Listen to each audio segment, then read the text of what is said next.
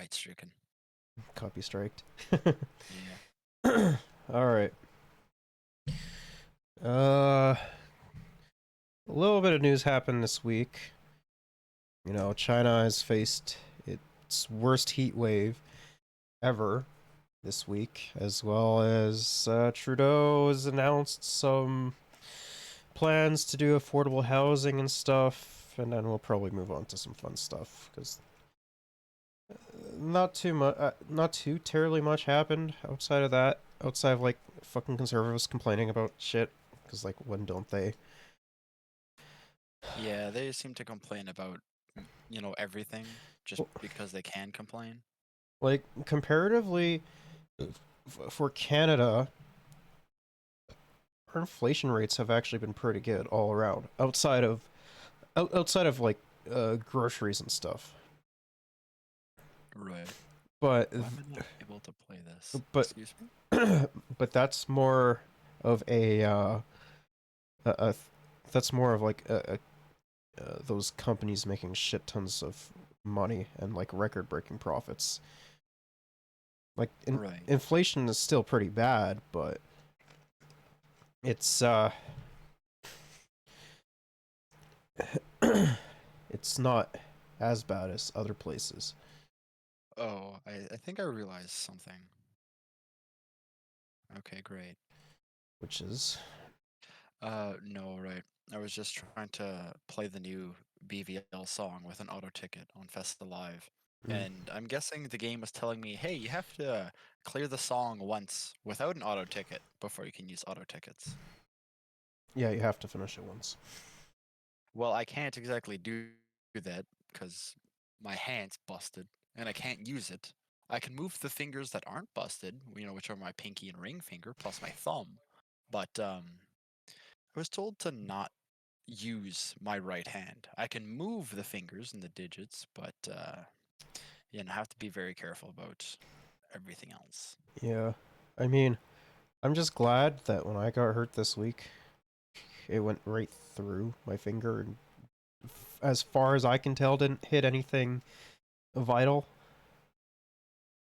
Well, I doubt you would have vital parts and organs in your fingers, but you know what? I could be wrong. There's It's not nerves. like I got my hand crushed in a floor press or anything. There's nerves and bone.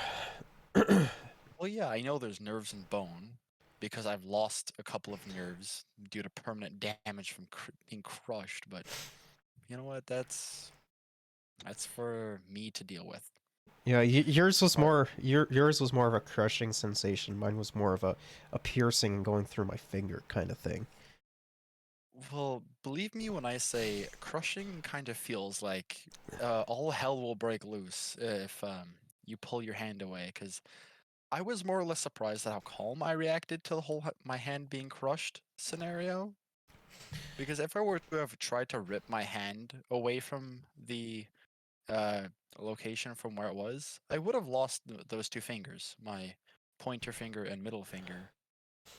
It's your But index. yeah, I know it's my index finger. Sorry, but I'm trying to be as, you know, generic as possible. I'm generalizing, trying to be cool with the masses.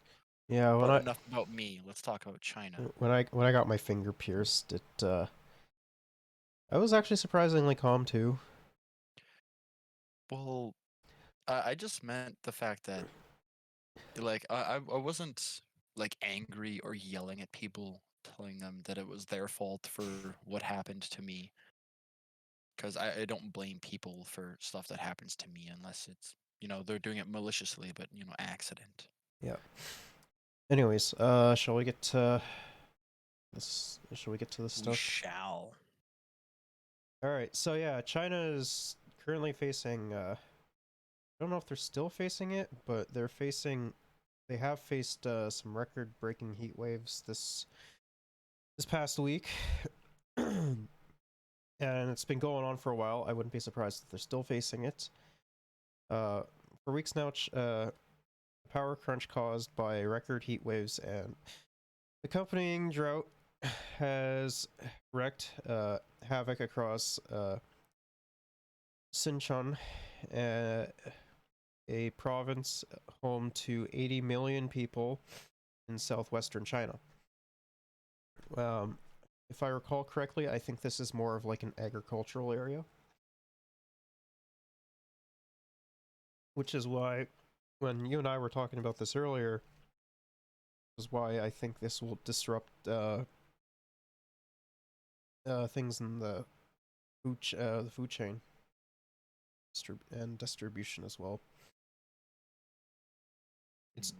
it's dim skyscrapers, shut factories, darkened subways, and plunged homes and offices into rolling blackouts, forcing air conditioning to be unplugged, and killed thousands of people of poultry and fish at farms hit by electricity. Well, it didn't kill people, it just killed thousands of poultry and fish at farms. Yeah. Thousands of fish and chicken were killed due to the blackouts. Yeah. Yeah, well, there's your confirmation on the food being, altered and impacted by blackouts. Well, and the thing is that China actually exports a lot of uh, food necessities to other places in the world. Well, so But yeah, that's why China is very important to the world, believe it or not. well, it also closing of factories has other impacts even on like things like say the technology or the technology sector, because China also exports a lot of materials from there. The impact has been felt far and wide, from neighboring megacities like Chongqing and the eastern provinces along the Yangtze River to the financial hub of Shanghai, uh, where the ironic skyline went dark. The This, iconic skyline went dark to save bro, energy. Not ironic. bro, Hey, yo, this is kind of ironic. The skyline's dark. it's very ironic, bro. Skylight not being light? What? Skyline? I'm also like a little bit congested too, my guy. So I know, but that shouldn't affect your ability to read. in a Listen, country if you need me to take over, I'm more than happy to read. in a country that prides itself on economic growth and stability, the acute power shortage has come as a shock to residents who, in recent decades, have grown uh, used to improving living conditions and infrastructure. Um, Too many extended power cuts revive memories of the distant past, a bygone era before China's economic rise ushered in its, let's see, metropolis and lifted millions out of poverty. So when it comes to a bunch of idiots saying that capitalism has risen a lot of people out of poverty, they don't talk about the China aspect about it. Because if it wasn't for China, like at least half of their numbers wouldn't wouldn't be there. Oh. So you're telling us that nearly half of China's population wouldn't be there if they didn't, give rise to capitalism? No, no, no. I'm talking about capitalism's numbers. Oh, oh, okay. If capitalism, if they completely cut out China from the equation, then other systems like say socialism or communism would beat Taken over? would have beaten them in that regard, uplifting people from poverty. Oh. But if it wasn't for China, they would have been out, or the system would have been out.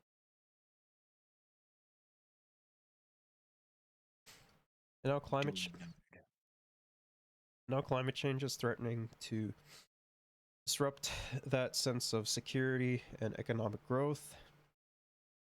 The ongoing heat wave is the worst China has seen on record began more than 60 years ago. It has stretched over 70 days, sweeping through large swaths of the country and smashing temperature records at hundreds of weather stations. Remember when we were talking about the massive heat waves that happened here in Europe in like last Yeah. month? Yeah, like how do people not see like record breaking temperatures and shit and be like, yo, climate change is real? Yeah, like I don't understand how people just neglect that fact either. Like we're seeing record breaking temperatures, whether like hot or cold, as well as as like once in like a millennium storm every year. Yeah, something that would happen once in a millennium, not happening once a year. Yeah, okay, no, then something's truly up. And if people are still not seeing that, I'm, my faith in humanity is all but gone at this point. So, oh Well, yeah, well, vast swaths of the population recognize and think that climate change is a severe problem that needs to be tackled, but uh, or dumbass politicians as well are taking corporate handouts from companies to do or to allow them to do stuff. Fuck, even Exxon the uh, knew about the effects of climate change like 50 years ago. they knew the effects, yet they never warned anyone. No, they it's because it was more profitable for them to hide it. Oh yeah, of course. And Because that's why they never told anyone. well, the research was there. Like it's just kind of crazy how like one of the biggest leaders in climate change research was Exxon, but that's only because they wanted to drill in the Canadian Arctic. Yeah. The sheer size of China's economy and population means a major disruption to its power supply can cause massive loss and suffering. These so-called extreme weather events will have more of an impact on our lives and electricity supply, said Li Shou, climate advisor with Greenpeace in Beijing. And perhaps we all need to reconsider whether these extreme events will become the new normal. I mean, if things keep going the way that they are, it's going to become the new normal. Like the world is literally on fire, and Yeah. everyone like everyone in a position of power to actually do something is like, yeah, it's fine. You're fine. Get It, back to it work. it's not fine if the world's on fire. Hey, higher ups, be like, yeah, no, we're just gonna die before we have to deal with this. So, Well, sucks to be the next generation. it's because these like assholes at the top are incredibly fucking wealthy, so it won't affect them regardless. As well as they're gonna fucking die in like 10 years. So like, why do they care? That's what I was saying.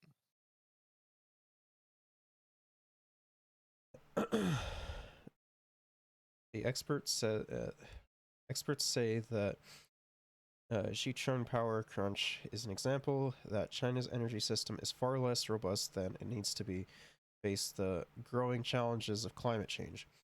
Some believe the industry is heading in the right direction towards reform, while others worry it will turn the building more coal-fired plants to secure energy supply and risk undermining China's pledges to reach peak carbon by 2030 and carbon neutrality by 2060. I guess I'll read this They chunk here. they also didn't mention that like half of China's electric supply comes from renewables and solar energy. Well, yeah, if China wants to reach peak carbon by 2030 and carbon neutrality by 2060, then they can't really be falling back on No, coal. carbon neutrality means that you're removing the amount that you're putting into the air, which is why I think it's just a complete horseshit promise. Peak carbon means that they're going to be this 2030 is when they're expected to have the most or produce the most amount of carbon in their lifespan. Yeah, but how like Carbon thinking neutral. that It, thinking they're going to be carbon neutrality by 2060, that's a pipe dream and a half.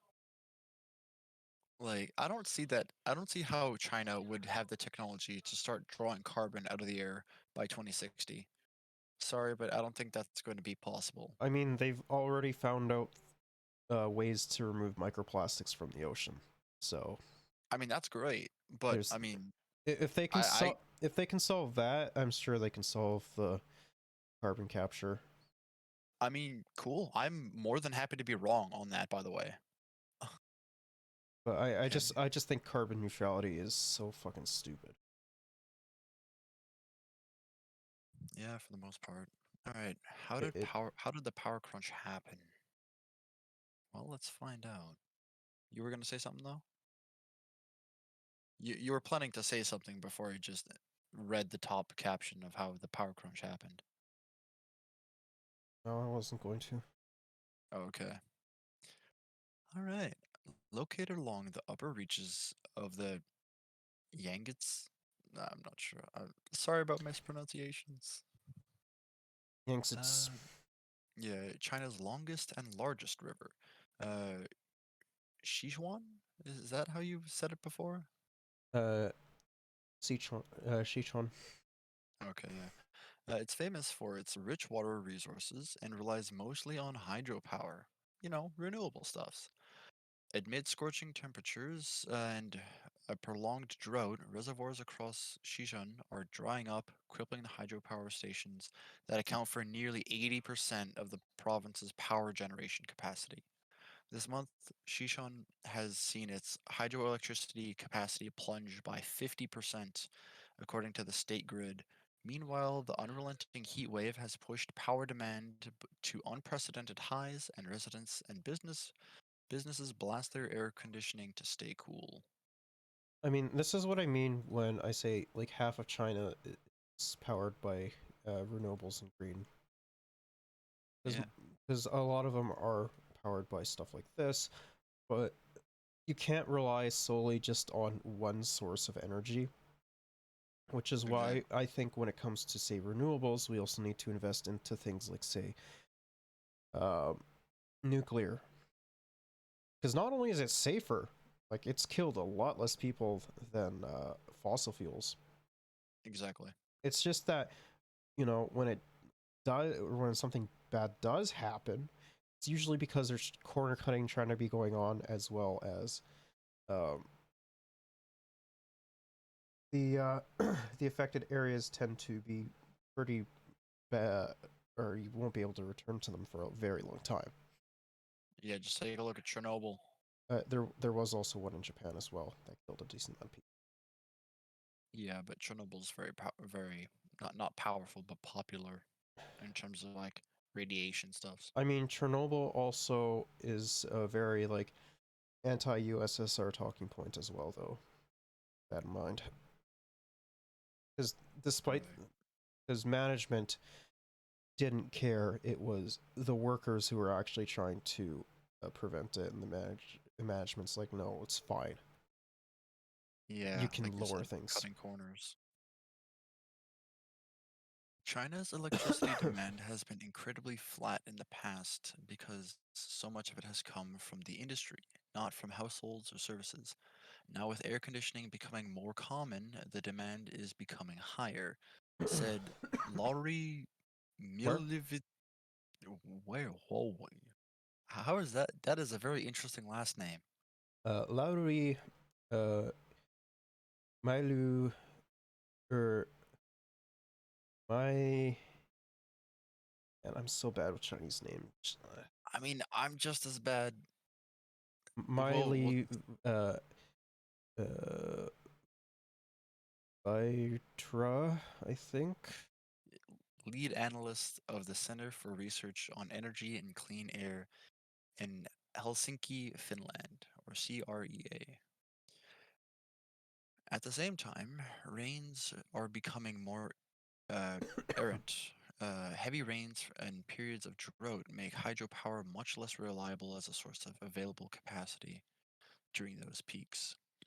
To make matters worse, Sichuan is traditionally a huge exporter of power during the rainy season, sending about a third of its hydropower generation to provinces in eastern China, according to David Fishman, an analyst on Chinese energy consultancy, uh, the Lantau Group.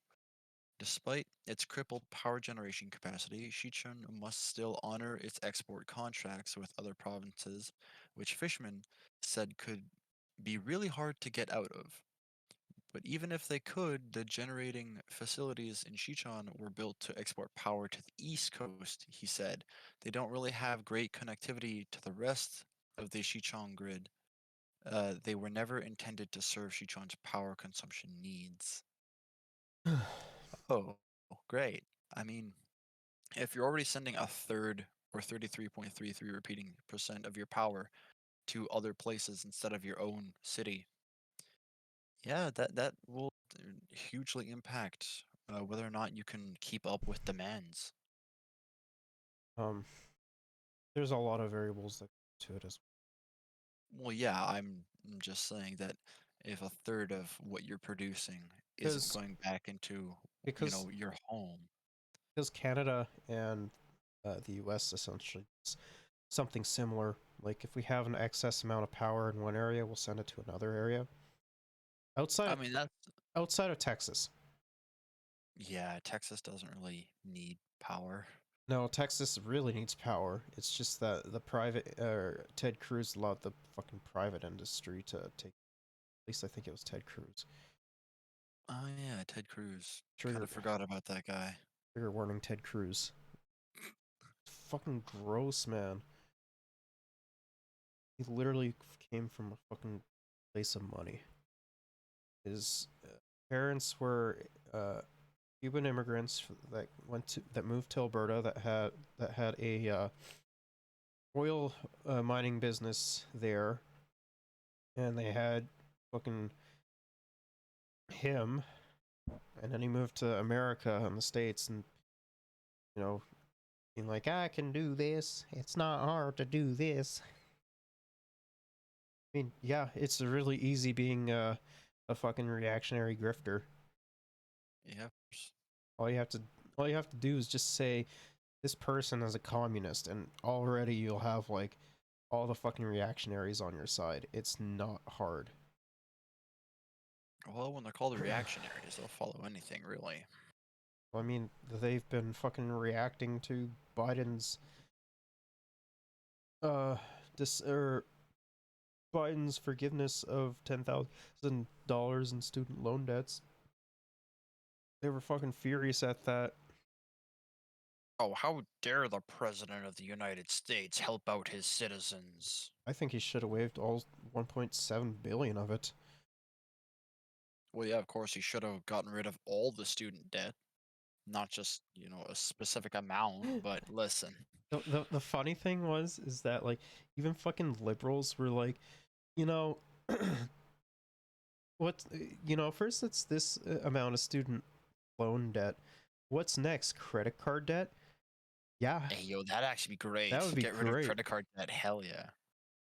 Credit cards are keeping a lot of people down Yeah. because of the stupid high interest rates and fucking crippling poverty as well. Gotta love being poor. You don't. Being poor sucks. It's also very expensive as well. Yeah. I don't think a lot of these dumbass rich people, entrepreneurs who like fucking suck on their daddy's teeth for money, recognize how fucking expensive it is to be poor. Yeah. No, like, also, Oh, well, that's their fault. They're too busy spending their money on drugs. I'm like, no, that no. doesn't happen. It's like, listen, and the drugs that we do spend our money on, yeah, no, that's called medicine. Like, I mean, Canada also does have a very big opioid problem as well, form it of does. overprescribing. Yeah, I mean, I wouldn't say that it's happened to me about being overprescribed medicines, but still, like, it's not a good thing to overprescribe your patients with medicines that they don't need. Well, I mean, also a lot of like in that regard, a lot of that also has to come from the biggest uh, block for overprescriptions and the opioid epidemic affects the most is actually white people. I mean, yeah, that makes sense. Like, if white people want to cry about something, that's what they should be crying about. Not, oh, these fucking immigrants are coming to steal our jobs or whatever the fuck. No, they're not stealing their jobs. No jobs are being stolen. Oh, it's the Mexicans. Well, Uh I huh. guess I'm being deported. To ease the energy crunch, Chichong is firing up its coal power plants. The rising concern among environmentalists about the potential increase in greenhouse gas emissions. I mean, that's just gonna happen regardless, though, because like Yep. this also is a factor for not investing into other forms of energy production as well that isn't fossil fuel. Because if they actually did invest into other forms of energy production, they wouldn't have to fire up that. Sichong uh, Yong's power generation is the region's biggest coal-fired power plant. Has been operating at full capacity for 21 consecutive days. Its electrical generation for August is expected to jump to 313% for a year earlier from a year earlier, the company said. The province is also mining more coal. Chichong Coal Industry Group is the largest coal miner. Its largest coal miner has more than doubled its thermal coal production. It's mid-August, and last week, Chichong opened its first national coal reserve. I mean, I think it should be. I think they should solve other solution or they should They should find other ways of making other energy, yeah because instead of instead of relying so much on coal. but like I kind of get it because like they already have the infrastructure there Yeah, it's already built, so why not take advantage of it while they have the chance? as well as like when it comes down to that they also need power now.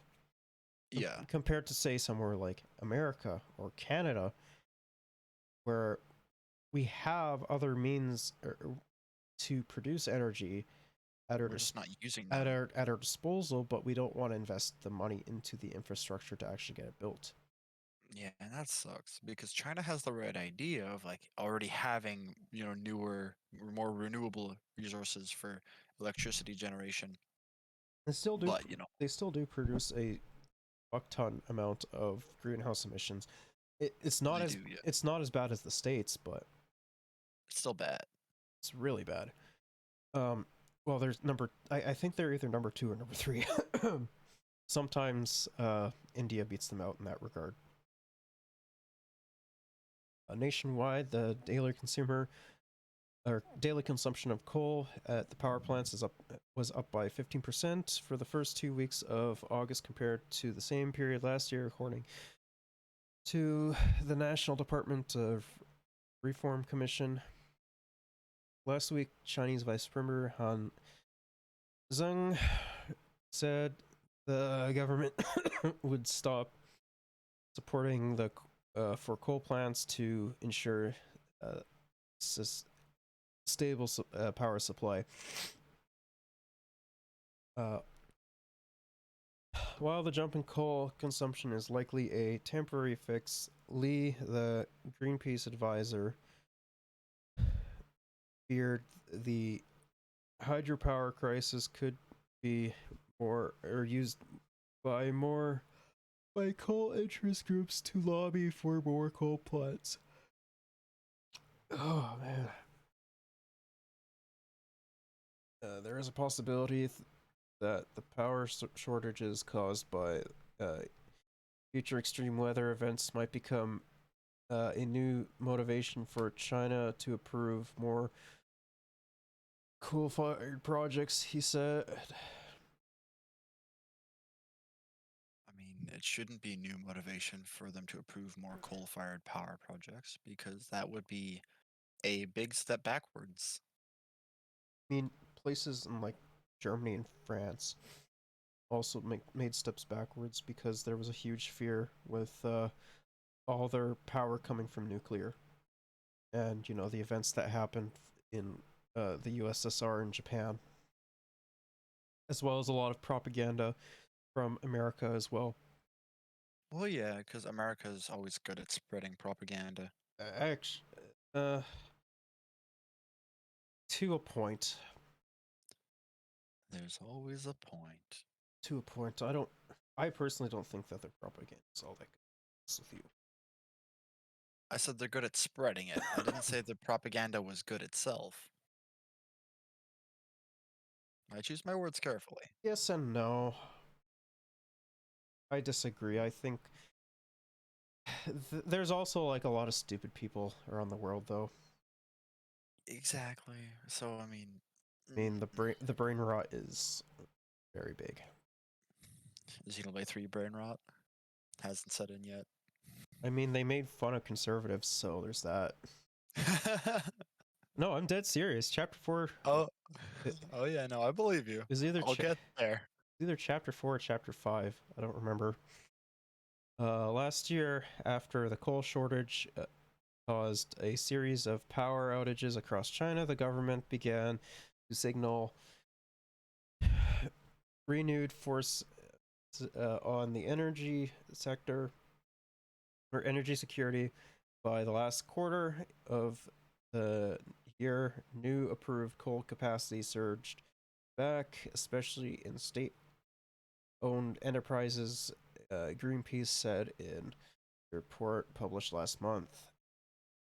The first quarter of this year, provincial governments approved plans to add a total of 8.63 gigawatts of new coal powered plants, nearly half the amounts seen in all of 2021, according to the report.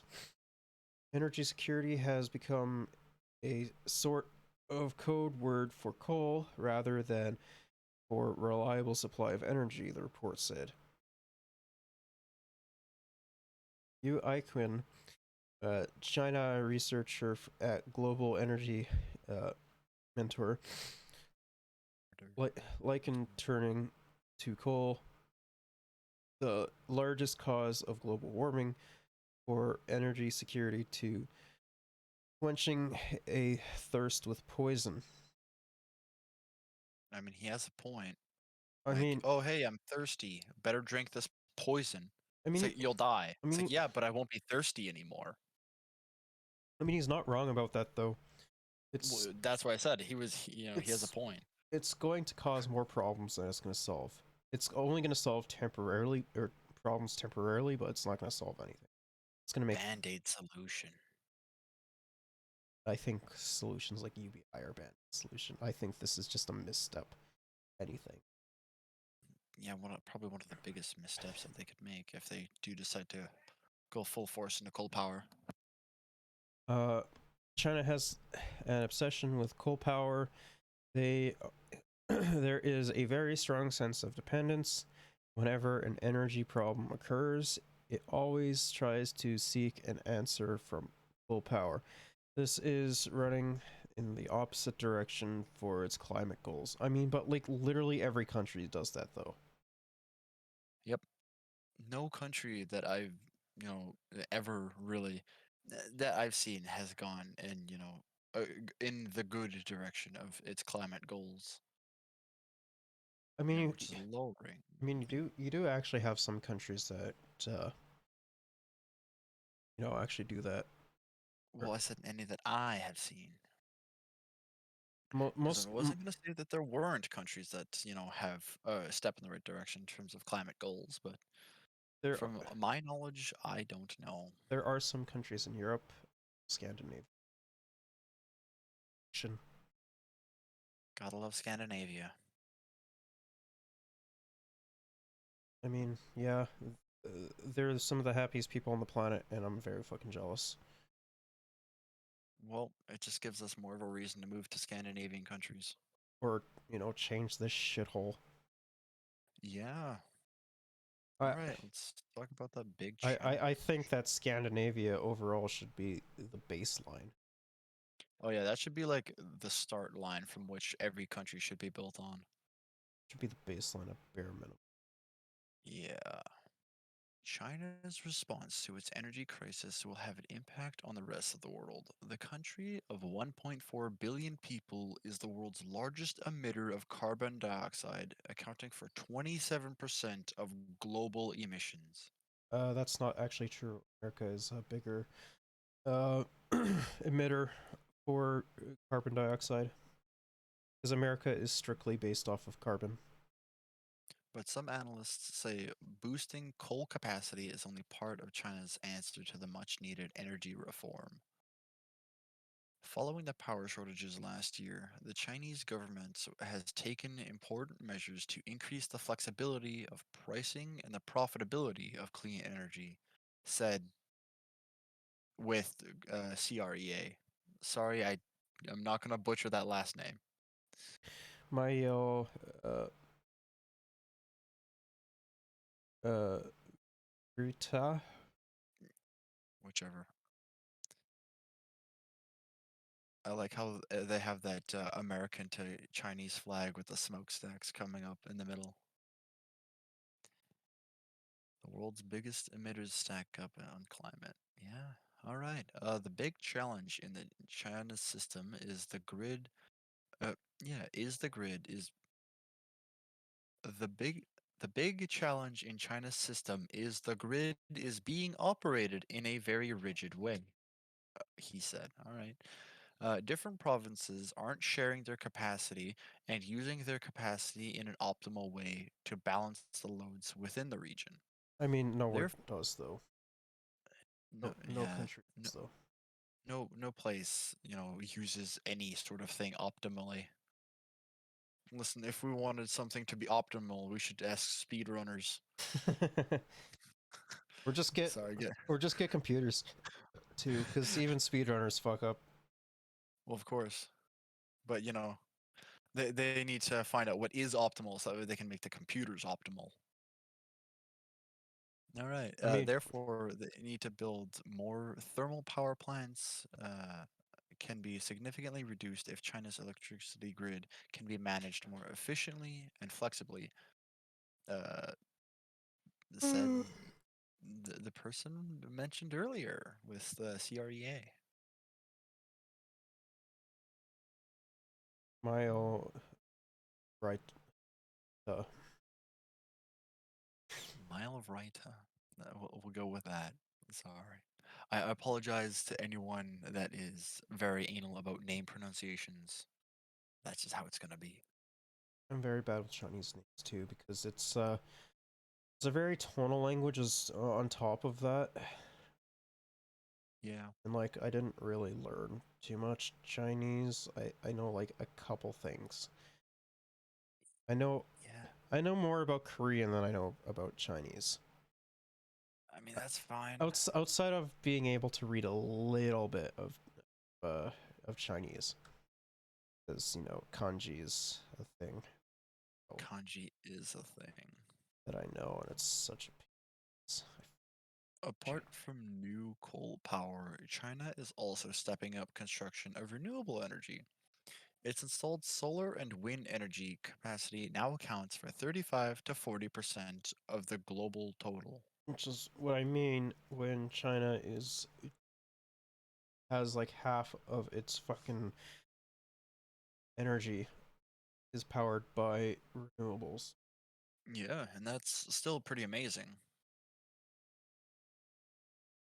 Fishman, the energy consultant, said the new coal power plants are not necessarily going to be used. Instead, they were built as backup for the fast expanding renewable energy sector in case it runs into problems like the ongoing drought in Sichuan. Capacity doesn't equal generation. The capacity being there creates a lot of optionality and flexibility for all these other renewable energy sources they're building. He said, "For now, I see the coal capacity additions as, for the most part, targeted at being able to support wind and solar."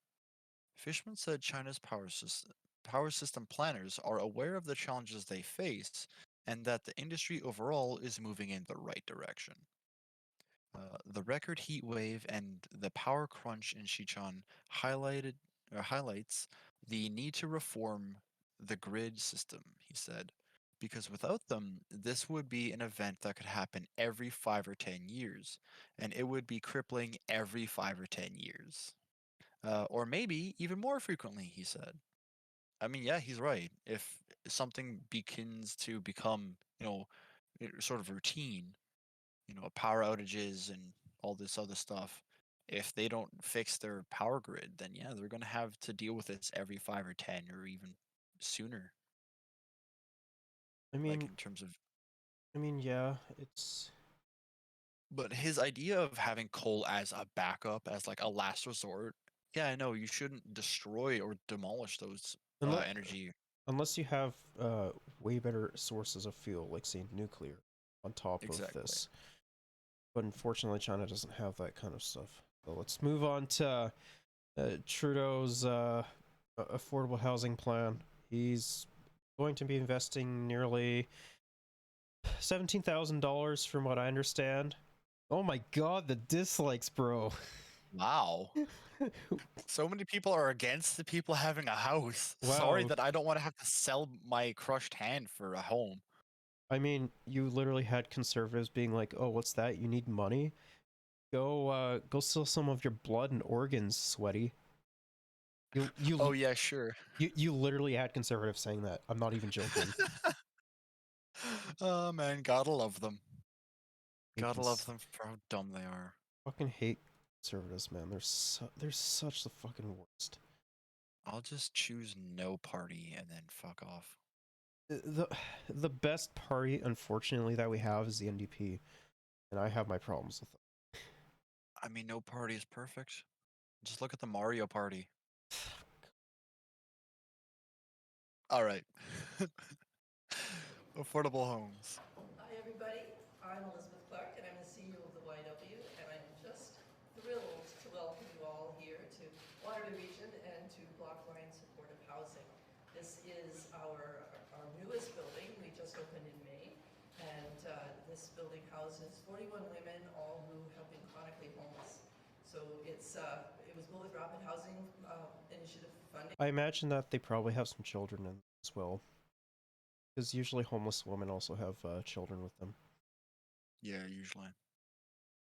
I mean, I think in that regard, I think they should have they should help, everyone who's homeless. Like veterans were told, that they wouldn't be fucking homeless either, but we can't even fucking keep that promise to them. Yeah, people that, you know, s- I mean, the people that do go out and like fight wars and stuff, good for them for being, on the front lines and whatnot.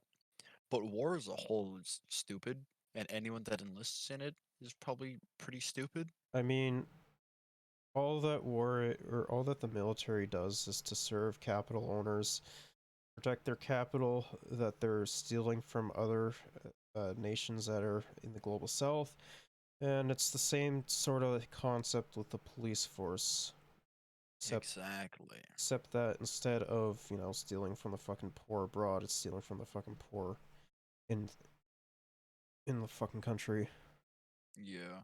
Listen, a very wise man named Dunban once said, Oh, "Not fighting would be the smartest and strongest move of all. Just don't fight. Like, don't go to war. Stop. There's no point to it." there are some inevitabilities. War cannot always be avoided.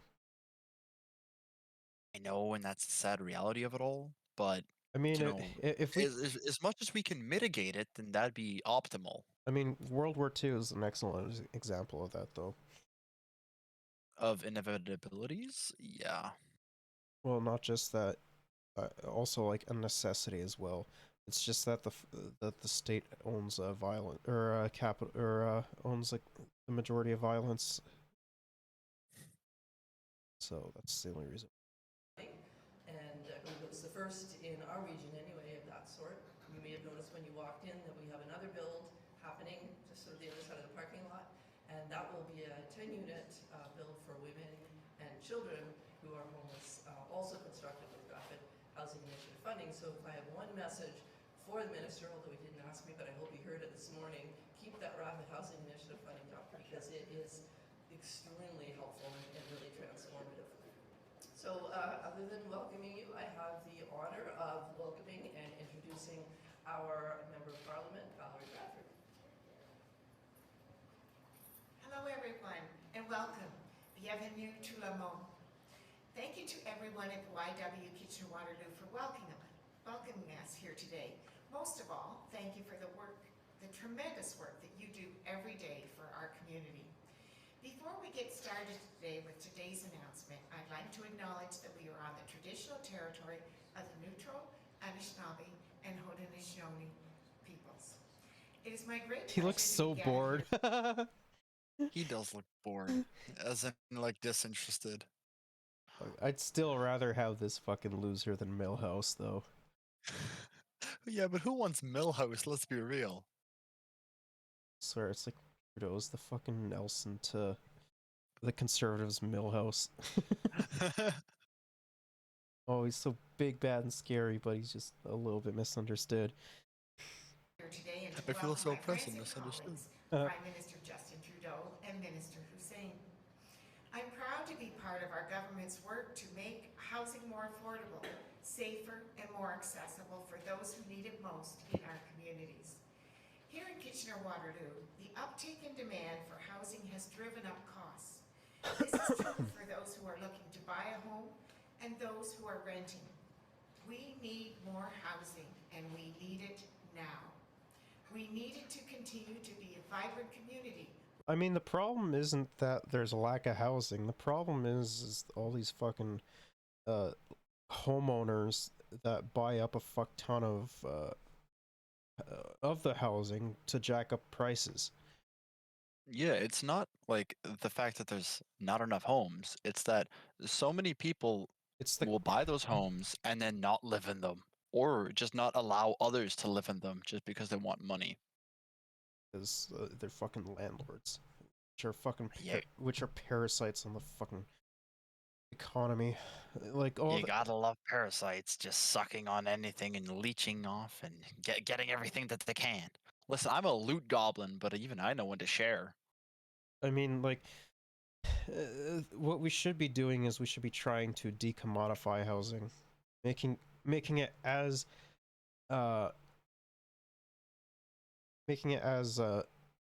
unprofitable as possible to Yeah, you sell should actually housing. be at a loss if you try and rent out your house that you bought, you know? Doesn't matter. Anything can be commoditized in a capitalist organization of the economy. I'm surprised I'm not paying to breathe air yet. Give it time. If with the amount of fucking greenhouse pollutants we do, it's only a matter of time before. I mean, hey, yo, anyone seen the Lorax? They pay for bottled air. I haven't watched that movie. I mean, that was the one thing that I remembered from that movie. I only remember the memes. That's the only thing I remember from them. I mean, hell, I'm gonna start selling empty bottles and just calling it bottled air. I mean, we already have people buying water that's in bottles, so that. Yeah. I mean, fair enough.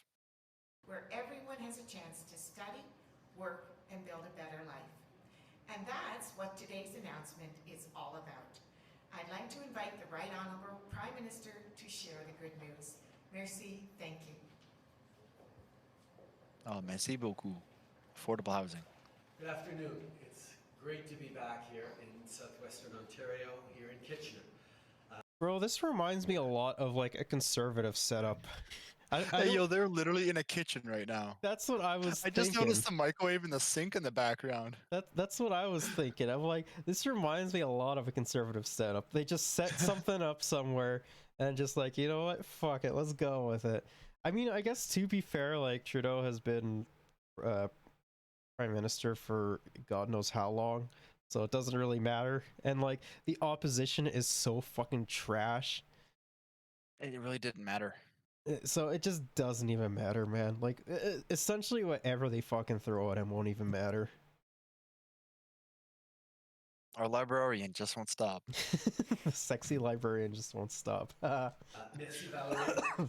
Je suis très heureux de te voir et voir plusieurs membres de notre équipe ici aujourd'hui. So glad to see other orders of government represented. Karen, we just had a wonderful roundtable, but good to see Maris as well here. It's really important that we all work together to solve the challenges our communities and our country are facing. But I'd especially like to thank the YW Kitchener-Waterloo and Elizabeth Clark for hosting us here today. You have done incredible work to serve this community. You've done it very quickly, but this is a positive announcement today that will continue to build on the amazing work that you've been doing. Depuis des années, les Canadiens font face à la hausse du coût du logement. En 2017, on a annoncé et lancé la stratégie nationale sur le logement. Et à ce jour, on a aidé plus de 1,2 million de personnes à trouver un chez-soi. Really? On sait qu'il reste beaucoup de travail à faire. Dans le budget 2022, on a présenté un plan ambitieux pour rendre le logement plus abordable. Entre autres, on va doubler l'offre de logement dans la prochaine décennie. Et on va continuer d'innover et de construire plus de logements abordables, surtout pour ceux qui louent et ceux qui risquent de se trouver en situation d'itinérance. You know, that's more than I thought there was gonna be. Really? Well, do you know French? No. You have no clue what he's saying then. Oh no, I'm completely in the dark. I'm just waiting for him to start speaking English again.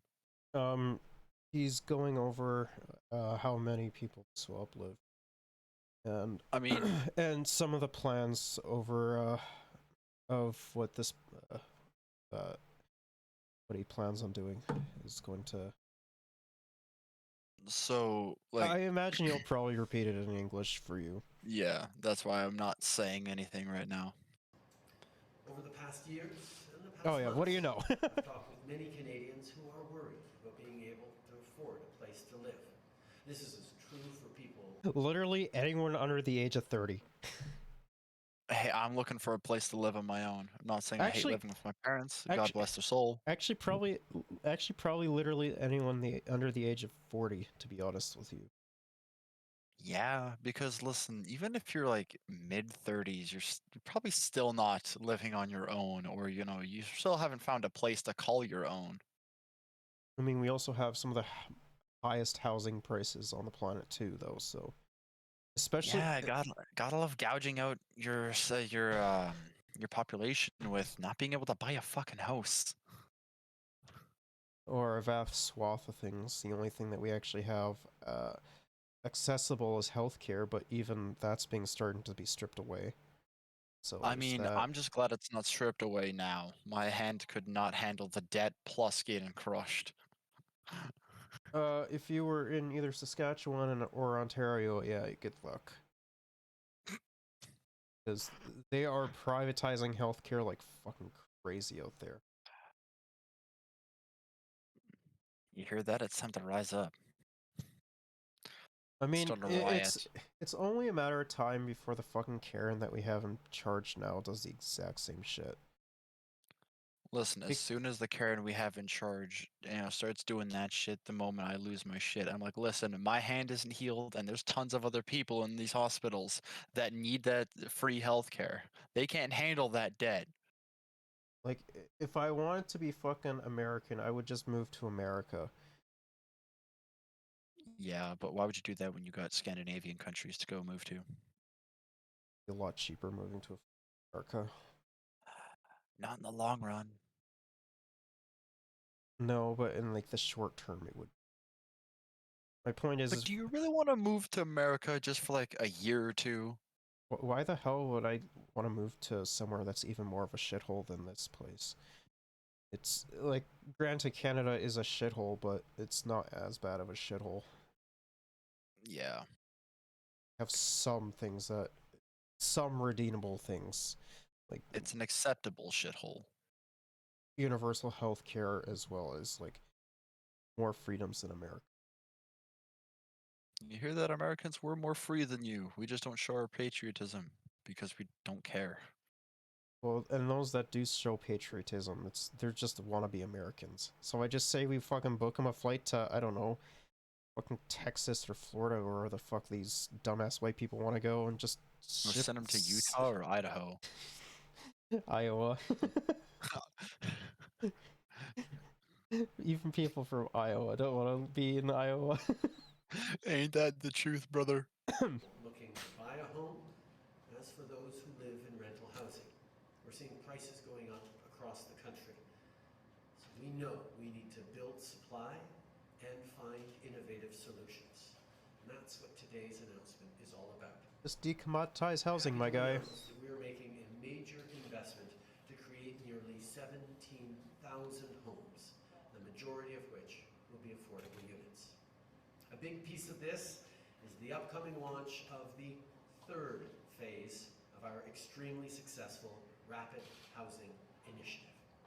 We first launched the program in 2020 to quickly deliver permanent housing for vulnerable people. At each stage, this program has exceeded expectations. The first 2 rounds of the Rapid Housing Initiative are set to deliver over 10,000 units, outperforming the 7,500 we initially hoped to build. Yeah, if it was just 7,500, I'd be way more concerned.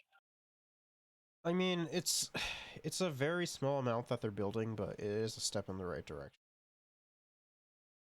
It's the whole same thing with like Biden fucking relieving $10,000 of student loan. Small steps in the correct direction. Not enough, but it's a start, and we're happy to see it. I mean, just taking care of it all right away would be way better for the economy, as well as like, you know, it'd probably be cheaper too. It definitely would be, without a doubt. We'll build 4,500 more affordable units from coast to coast to coast. The impact of this program is evident right here at YW Kitchener-Waterloo's new Block Line Road building. This supportive housing building is now home for dozens of women at risk of homelessness or who were experiencing it until these units were built.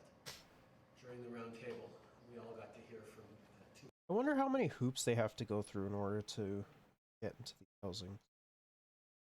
To these housing Who do you units. like the women that he's talking about? Yeah, because usually there's a caveat with it. Oh yeah, there's always a caveat. So. Two extraordinary women, Renee and Erin, who were sharing their stories and sharing how important it is that even as we invest in the safety, security, stability of housing, we're also investing in the community that goes around it to allow people to build their own path and their own potential. I know everyone around the table was moved to hear their strength and their courage and inspired for the future that we're going to continue to work on building together. Because when people have stable homes, they can build more stable lives.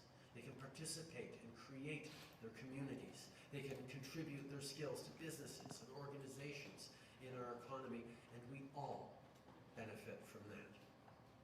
I want to take a moment to acknowledge the way both the City of Kitchener and the region of Waterloo are expedited the zoning, planning, and permitting processes and supported this project to get it built quickly. We need all orders of government to step up and find ways to get projects built, and we want to be your partners in finding ways to remove barriers, accelerate projects, and unlock supply. On sait que pour résoudre un problème aussi complexe que le logement, ça prend des idées nouvelles, audacieuses et créatives. C'est pour ça que le financement d'aujourd'hui prévoit aussi des investissements dans le Fonds d'innovation pour le logement abordable. The Affordable Housing Innovation Fund has supported projects like North America's first passive house retrofit on an apartment building. And today we're announcing that through this fund, we will be investing to create 10,800 housing units, including 6,000 affordable units. We're also creating a stream under this fund. Why not just make them all affordable? I was gonna say, why not make them all affordable? And he was talking about zoning earlier. Like, is he thinking the Euclidean zoning laws that, US and Canada use for highway development and like residential developments? Because most of the Euclidean zoning laws don't really allow for anything except single family homes in most of their, you know, stuffs, most of the development. But if you take a look at places like Amsterdam in the Netherlands and all that stuff, you'll see that there's way more like housing than like anywhere else for the most part. Like, yes, you'll have like shops right next to housing units and then stuff like that, like a shop at the corner of a street, which you wouldn't normally see in like North America, US, or Canada. But You just said North America. Why'd you have to follow it up with US and Canada? because who cares? I wonder what the fucking NIMBYs are gonna be. They're gonna be bullshitting about like, oh, those affordable units are gonna make us die or something. You know what NIMBYs are, right? No. Uh, it stands for not my backyard because they'll Oh yeah, okay. NIMBYs are more concerned about their fucking property value than they are fucking streets. Which is why whenever affordable housing gets built near their place, they get so pissed off about it because they see their house as an investment. Well, guess what? If you see your thing as an investment, you invest and you take risks. Guess what? If it just so happens a place where poor people are able to live, well, you took a risk and it didn't pan out for you. So suck it up. Or it panned out best for everyone because that means that anyone that didn't have a home now has a home. I mean, yeah, and then there's also Yimbys, which is yes, in my bad. Yes, in my backyard, I do have 30 people living there in tents. But those tents are all maintained well. They're all fed, those people that live in those tents, and they all have their own personal space, privacy, and internet access. Therefore, telecommunications. I don't really think that people should be. Well, of course they shouldn't be, but like, if that's the only thing that they have, I then mean, yeah, they can live in my backyard whenever. I mean, when it comes down to that side of the argument, I'm a Yimby as well, but Yimbys can also be very fucking annoying too. Well, anyone can be annoying. Just take a look at me. For a new rent-to-own pilot. For a lot of renters, saving to buy a home is increasingly difficult. Through this new program, we'll work with housing providers to help families go from renting to owning their home. I'm very Oh, a pleased to say that rent-to-own system. applications Hell for yeah. That projects actually sounds kind of open good. today. When nearly a third of Canadians rent their homes, it's important that governments make sure renters are part of any affordability plan. And that's what the federal government will keep doing.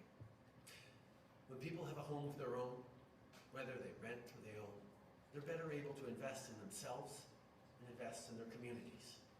Our government understands that it's only by investing in people that we can grow the economy.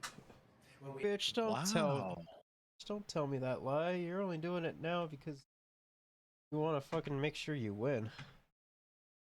Yep. I mean, I was just about to say he said something intelligent, but will he follow up on that? That's left to be seen. no, I swear his IQ is like 70.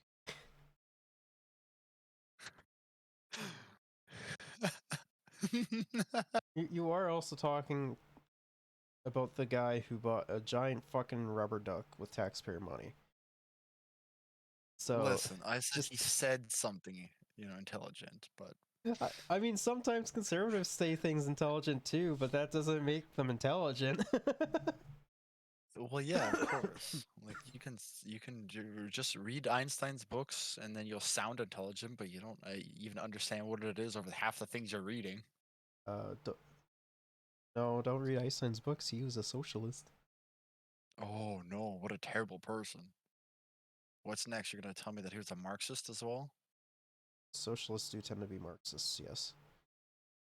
Well, you heard it here first, folks. Einstein was a Marxist. I mean, yeah, if you're like socialist, or I'd even argue like uh, democratic socialist, or maybe like uh, social democrat, you could still still a very good chance you could be Marxist, or at least have a very baseline understanding of Marxist theory. Because I know Bernie does. Good old Bernie. Fuck, I want him here. Yeah, I want him here too. Bro, if he was here, he would be elected instantaneously. I mean, Canadians he'd have my vote. Canadians love Bernie. Well, who doesn't? He also wanted to remove the federal prohibition on marijuana, so America doesn't like Bernie. That's who.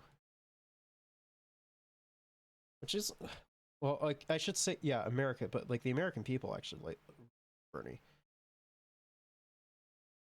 regardless of if they're Democrat or Republican. Because they say, or he says stuff that people, the working class actually wants. He was fucking beaten. He was beaten by a corpse because everyone decided to fucking support fucking Brandon, Dark Brandon, during the Super Tuesday, I think it was. Super Tuesday. No, that's actually a thing. I know, but if this is like one of the first times I'm actually hearing about that. What? How fucking Brandon beat Bernie during Super Tuesday? Yeah. I mean, it's because all the other, uh, it's because they saw Bernie was most likely going to win the candidacy, so they went for the status quo. We help provide childcare. We give kids the best start in life, and No, we don't. 250,000 workers, especially moms, Listen, participate in if the relief Canadian government efforts. really When we gave invest in children the best post-secondary start in education life, and then apprenticeships, If they did, we'd be doing what Sweden does, yes. at the very least. we help people reach their full potential, and we help businesses who are now able to hire skilled workers. Quand on appuie des travailleurs à faible revenu, on les aide à profiter de toutes les opportunités qui s'offrent à eux. Quand on fait ça, notre économie se développe, la classe moyenne se renforce et on s'assure que tout le monde puisse bénéficier. Tackling housing affordability is a complex problem, and there is no one silver bullet. The fact is, simplistic solutions are simply not going to solve the problem. But announcements like today's move us all forward and give more people a place to call home and a real and fair chance at success. And on that, I want to thank Minister Ahmed Hussein for his extraordinary leadership over these past years, everything that you do on it to help make housing more affordable. But before I introduce Ahmed, I want to send my condolences to everyone affected by the devastating floods in Pakistan, and especially to all those who've lost loved ones. Yesterday, Canada committed an additional $5 million in emergency assistance and humanitarian aid. We will continue to stand with the people of Pakistan impacted by this horrific disaster. I haven't even been paying attention to what's been going on in Pakistan. What's going on in Pakistan? That's a good question. I mean, other than the flooding, but shoot. Has Pakistan really been hit that bad? Oh, is what's that's going on?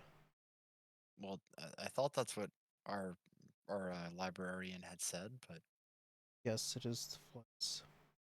Pakistan. It's not good. that's well, I mean, Canada had flooding earlier this year, so damn. I'm now very pleased to It's a little bit unfortunate that they have to go through that. Ahmed. Yeah. My heart goes out to them. Thank you very much. Another proof that fucking global warming is a thing and it's devastating everyone. Yeah, it's affecting everyone. I mean, hell, that the snowstorm in Texas a couple years back was something new, you know? That wasn't even a couple years back. That was like less That than was a. just last year. It's just last year. Yeah, If like if damn, if a man. year ago. Yeah, like well, like anytime I had heard stuff like that, it's like people are, killing themselves in their cars because they're trying to keep themselves and their families warm, but their houses aren't insulated to deal with cold. A lot of that also has to do with fucking the government or the Texan government and the fucking dumbass senator that they have not giving a shit about the people in fucking Texas. They're too busy going to Cancun Yeah, they're too busy getting away from everything to care. and then fucking blaming it on their daughters, Gotta love blaming women, you know? especially young ones. Especially the ones that come out of you, too. Prime Minister. Hello, everyone. Bonjour tout le monde. Thank you, Prime Minister, for that kind introduction. I want to really start by echoing your important message, which is that this is truly about helping Canadians access safe and affordable housing that meets their needs. We know Canadians have different housing needs depending on people. From local residents here in Kitchener and around Waterloo region truly highlight the diversity of need in housing that we all know exists right across the country. Et ce sont des histoires comme celle-ci qui remettent toujours en perspective ce que nous faisons en tant que gouvernement. It is easy to think about our national housing strategy as a standalone solution to a complex issue.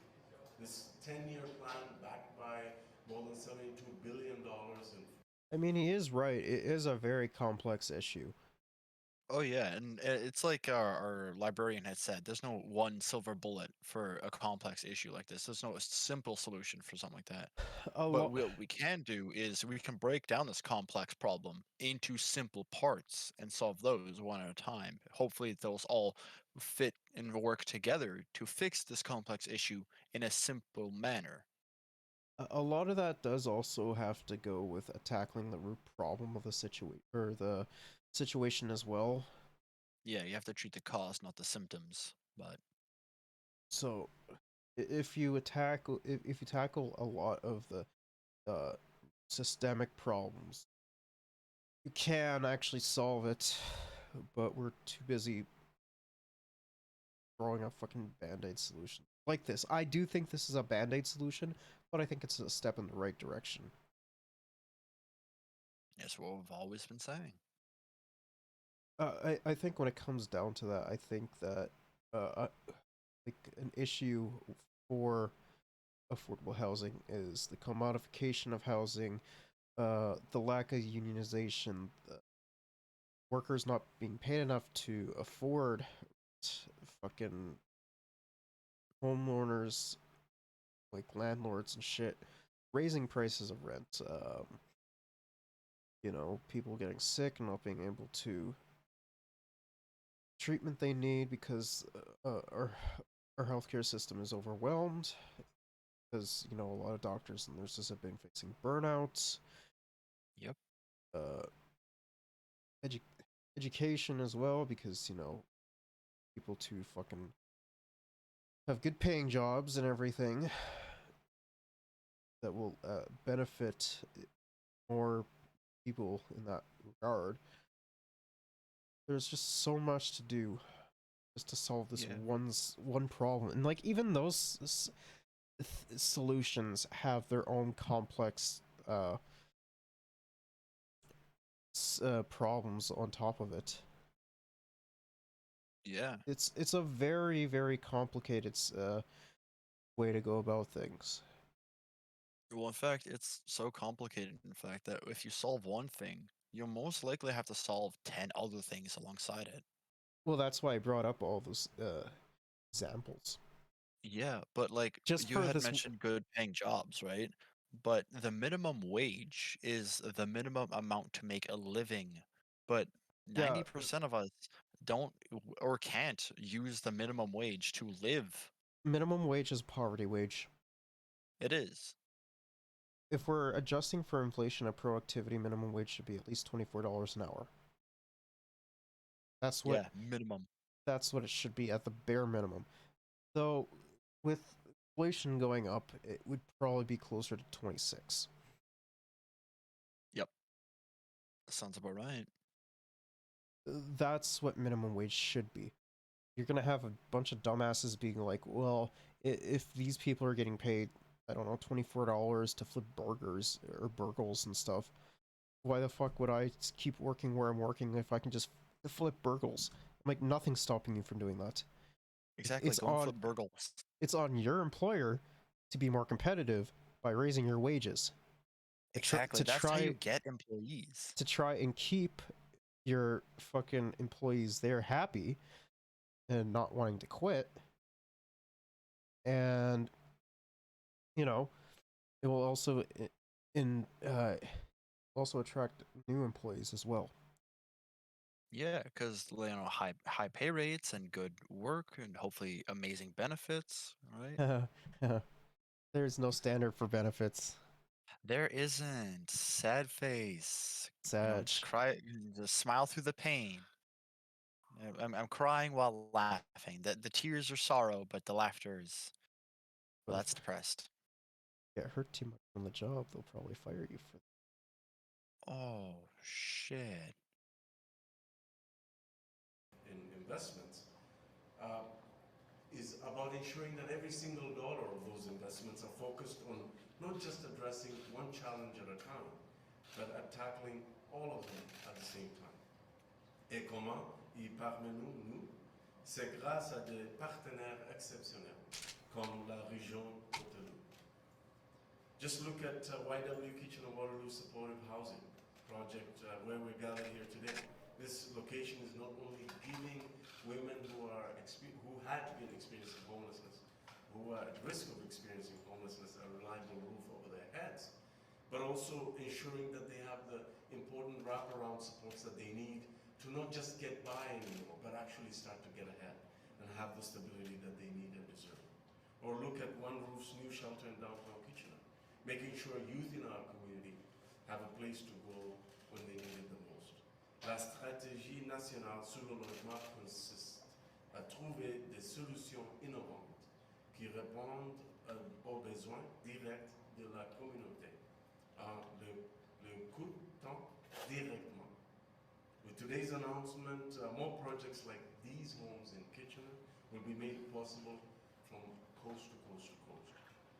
And by moving ahead on our commitment through the Innovation Fund and the brand new rent-to-own program, we're tackling challenges such as affordable housing, but also access to the housing market for countless Canadians who wish to continue to access the dream of home ownership. From the fight against homelessness. Isn't that like every Canadian though? Yeah, it is pretty much every Canadian. But my biggest question that I want to see answered is how are they going to implement the rent to own system? Is it something that landlords could opt in or out of? Because I can guarantee you, most, if not all, landlords would opt out of that. I I don't think it should be an option for them, to be honest with you. Well, yeah, that's why I was asking, right? Like, how are they going to implement that rent to own system? Uh, I think when it comes down to it, I think the government should reimburse them for the fucking um housing that they had bought and say fuck you, get a real job. Pull a real conservative on these people. Yeah, all these sort of entrepreneurs, it's like, listen, you don't have a real job, do what I do for a living, and then you'll know what a real job is. Well, we just need to pull like a fucking conservative on these fucking parasites, being like, Get a job, you bum. get a fucking job. All you're doing is just sitting on your ass, collecting money from people who need a commodity that has inelastic demand, or as I would regard as inelastic demand, as Yeah, because as well as like threatening to kick out their tenants if they don't pay on time. Yeah, and like Oh, landlords that do that, it's like, oh, you can't pay on this day at this time. Well, sucks to be you. You're getting kicked out. No, that's a bad idea. Because not only does it show that you're a piece of shit, first and foremost, that also shows everyone that that tenant knows never to rent from you again. and they'll tell other people not to do so. Exactly. So there goes their sort of entrepreneurship, Well, also, which shouldn't have even been there to begin with, let's be real. also on top of that, another way to solve that is also through like renters unions as well. Mm, There's also that as well. You know what a renters union is. I'm ill-informed on that. Basically everyone pays into a certain pays a certain amount in, usually whatever they can afford, Mm. so that this way if someone's going to be either late on rent or they don't have the money to do so, they'll get the money that they need to help pay for the rent. Ah, cool. So that's what a renters union is. Hooray.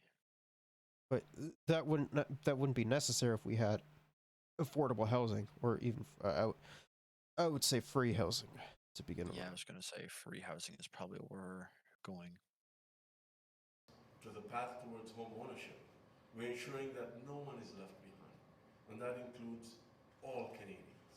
Ultimately, the key I'm takeaway waiting from for this today guy is to that just say thanks to Ohana our means family, and partners family means no and one their gets left ambitious behind. targets and their commitments and their work, I don't think he will. He's liberal. our outstanding team on the ground sector in Kitchener and across this region and the country, the community leaders that are tireless in their work to ensure that everyone is housed in our communities, more families will be able to leverage federal investments to raise their kids in a community that they love and know.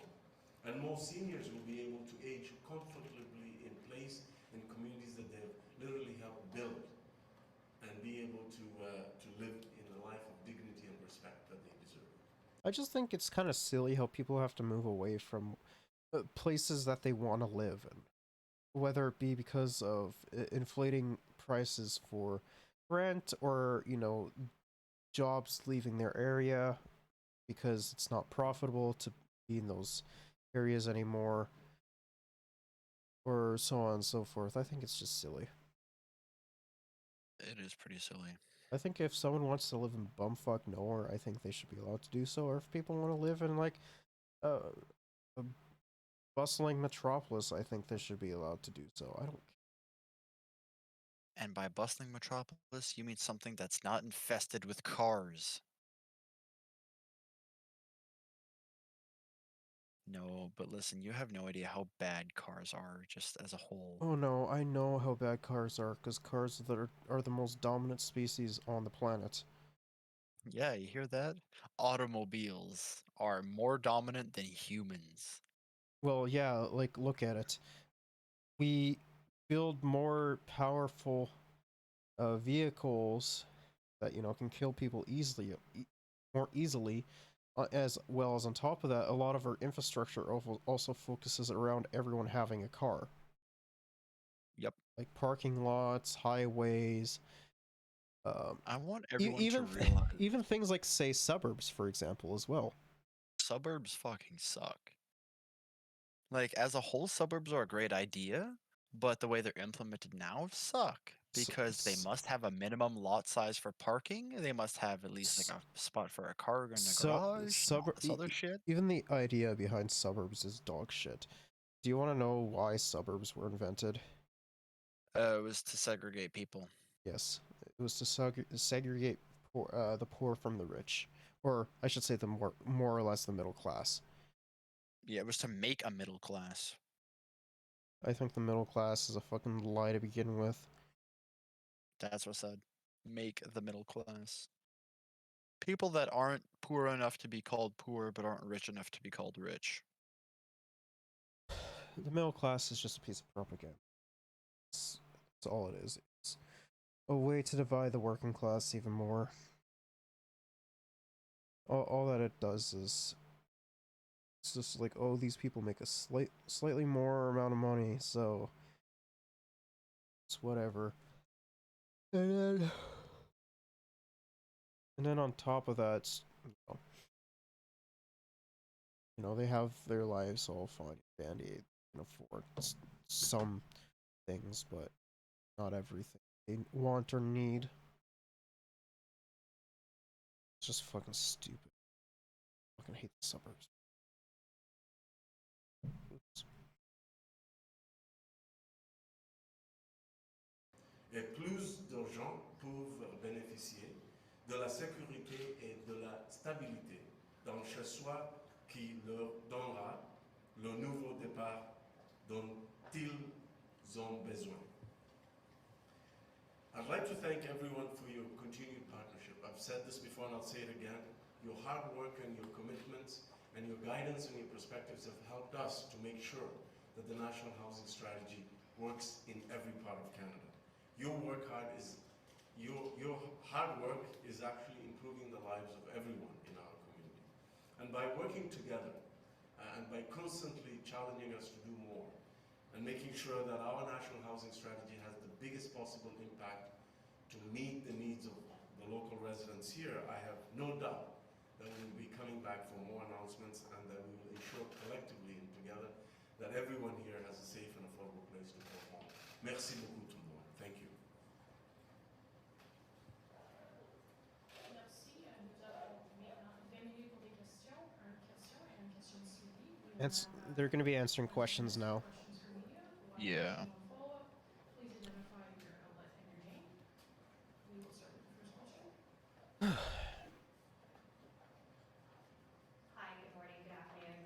I'm Carmen with CTV News Kitchener. In this region, we have an encampment where residents have been told to leave. They can't afford a home and they can't rent, and that's why they're living in these tents. Councillors are working to develop a plan, short-term interim solutions. What does your government propose to do to ensure that these, long-term solutions are available to these folks? Well, I know how challenging it is right now for residents in the region, but particularly for those facing homelessness. That's why the municipality has stepped up and responding, but the federal government has a role to play as well. And that's exactly why we're making this announcement today. In 2020, we created something called the Rapid Housing Initiative, which was a partial response to the pandemic, where people needed to get inside to safety and be able to stay isolated. So it was a program that allowed municipalities to purchase hotels, motels, to build rapid modular housing. The one condition we had is it had to happen really, really fast. And this is an extraordinary example of exactly that, that delivered housing units in months, not years. That program was so successful. I don't mean to brag, Mr. Trudeau, but if my hand wasn't crushed trying to make proper housing, I would be able to get them houses done in a matter of weeks.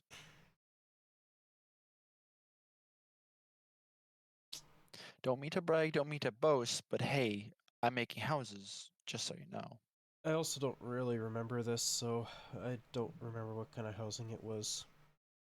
Well, yeah, but like they needed housing fast, and they still need housing fast. Like, I'm more surprised that the Canadian government hasn't like enforced housing companies to build houses at a much higher rate than they are right now.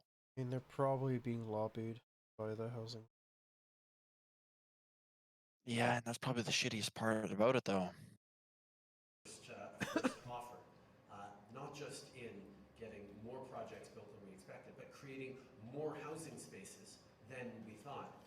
We renewed it for a second round, and we're now announcing today that this fall we'll be renewing it for a third round. So these are the kinds of projects that invest directly in municipalities to make sure that rapidly people are able to find affordable places to live. It's about every order of government working together to deliver, to offer those not long-term but medium-term solutions for people who are facing such short-term stresses. Well, it's not short-term stresses if they're fucking homeless. Yeah, no, that's kind of like a lifetime stress. Because if you can't fucking survive off of what you're making now, How the hell are you gonna survive off it in the future when fucking productivity and inflation goes up even higher?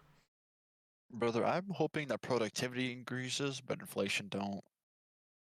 Always gonna have a form of inflation. Doesn't matter. Well, yeah, we know that, but man, we can dream, can't we?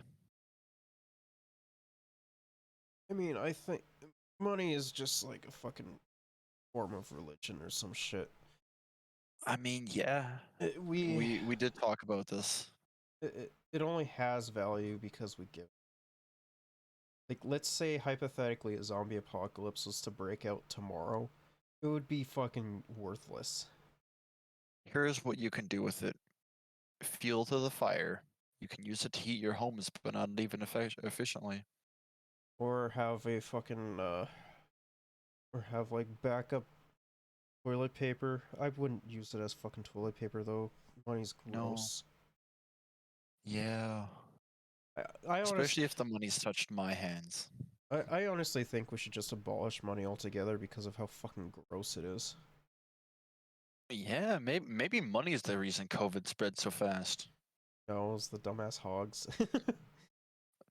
Yeah, but listen, they were testing the fact that COVID could live on surfaces, right? What if COVID was living on our money the entire time?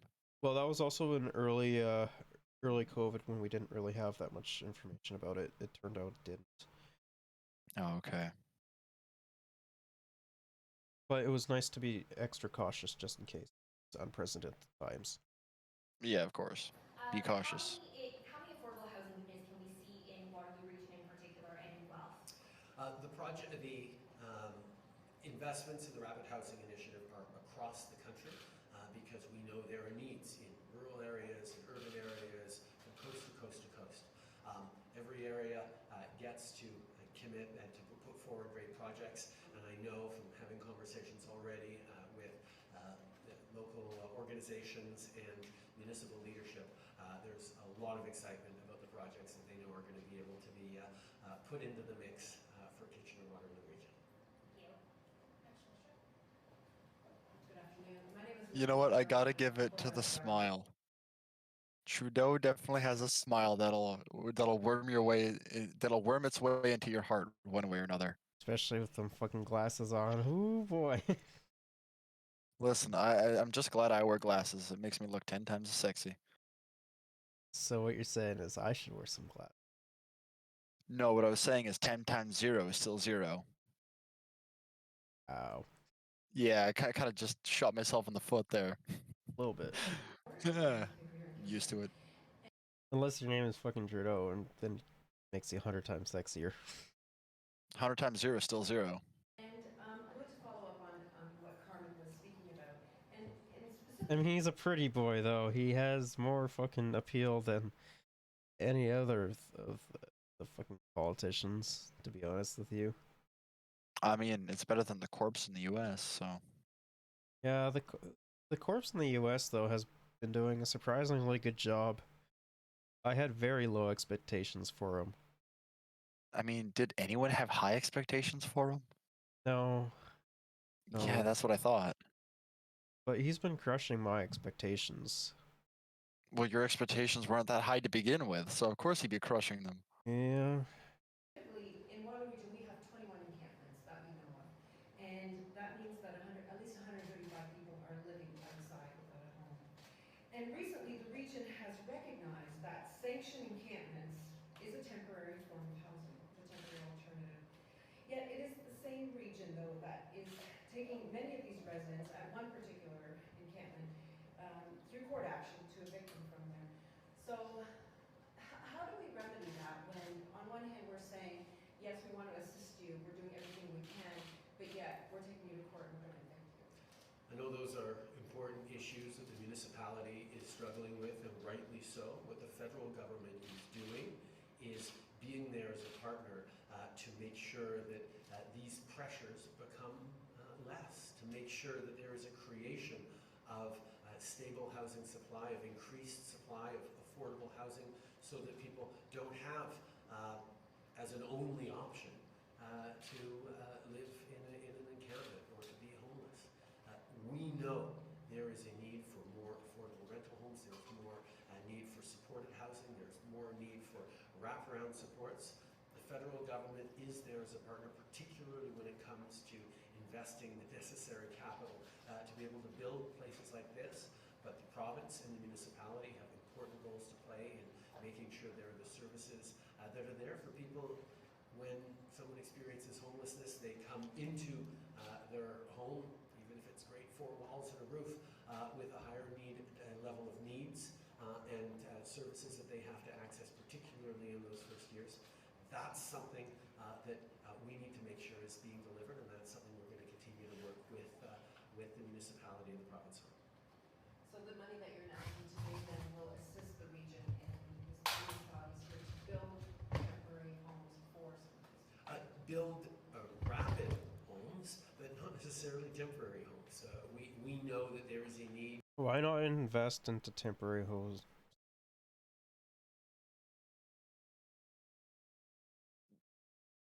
Maybe because the word temporary sounds scary to a lot of people. Or, I should say permanent homes, not temporary.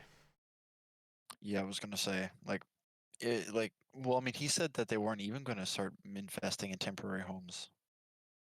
I mean, temporary homes won't solve anything anyways, so... Exactly. Like, that would just be less than a band-aid solution. In fact, that'd just be putting salt in the wound. It's like, hey, here's your home for like 2 months. Yeah, Goodbye. you know, give people, like, a residence for a couple of years. That won't solve anything long term. Nope. That is not going away anytime soon. We see our populations are growing, particularly in vibrant areas like Kitchener-Waterloo. We need to make sure that we are Vibrant rapidly areas. creating more spaces for people to actually get that stability and that security that's going to allow them to move forward and find their paths. Next question, please. James Sharani with CBC-KW. I'm just wondering, what do you think is behind the rise in threats that politicians are facing?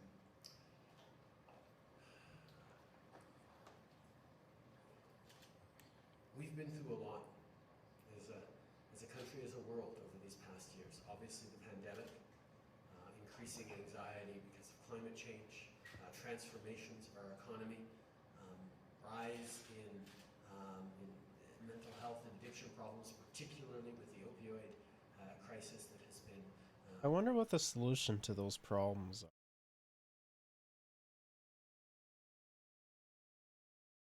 The rise. That is a good question. I wonder what the solution is for like, especially like those last two. I wonder. Oh wait, that's right. Maybe make therapy free, invest into make education free so people can get degrees in these jobs that are needed. Yeah. You know, stop overprescribing patients with opioids, as well as opening up addiction clinics where people can go get help without having to be judged or charged for it. Exactly. Like if the Canadian government wants people to stop overdosing on opioids or just having an addiction to opioids, then they shouldn't be going broke or bankrupt just trying to get the help that they need to stop being addicted to opioids. A lot of Listen, they're already losing money because of their addiction. They don't need to lose more money just trying to fix it. I mean, a lot of that also does come down to provinces and how they distribute money. With provinces with conservative premiers, they tend to pocket a lot of the money that comes from the federal government, and then people don't recognize on how some of the systems work in Canada blame the federal government anyways, being like, oh, we didn't get the fucking things that we were asking for. I'm like, that's something you should be bringing up with your fucking premier. Like, the federal government has nothing to do with that. Yeah, it's not on a federal level, it's on a provincial level. So, if you want someone to do something, get rid of your shit-ass fucking conservative leaders and gets even at least a fucking liberal in. God. Get one of them liberal milkshakes in there. One of them libtards. It's a lot of pressure on a lot of people, and unfortunately,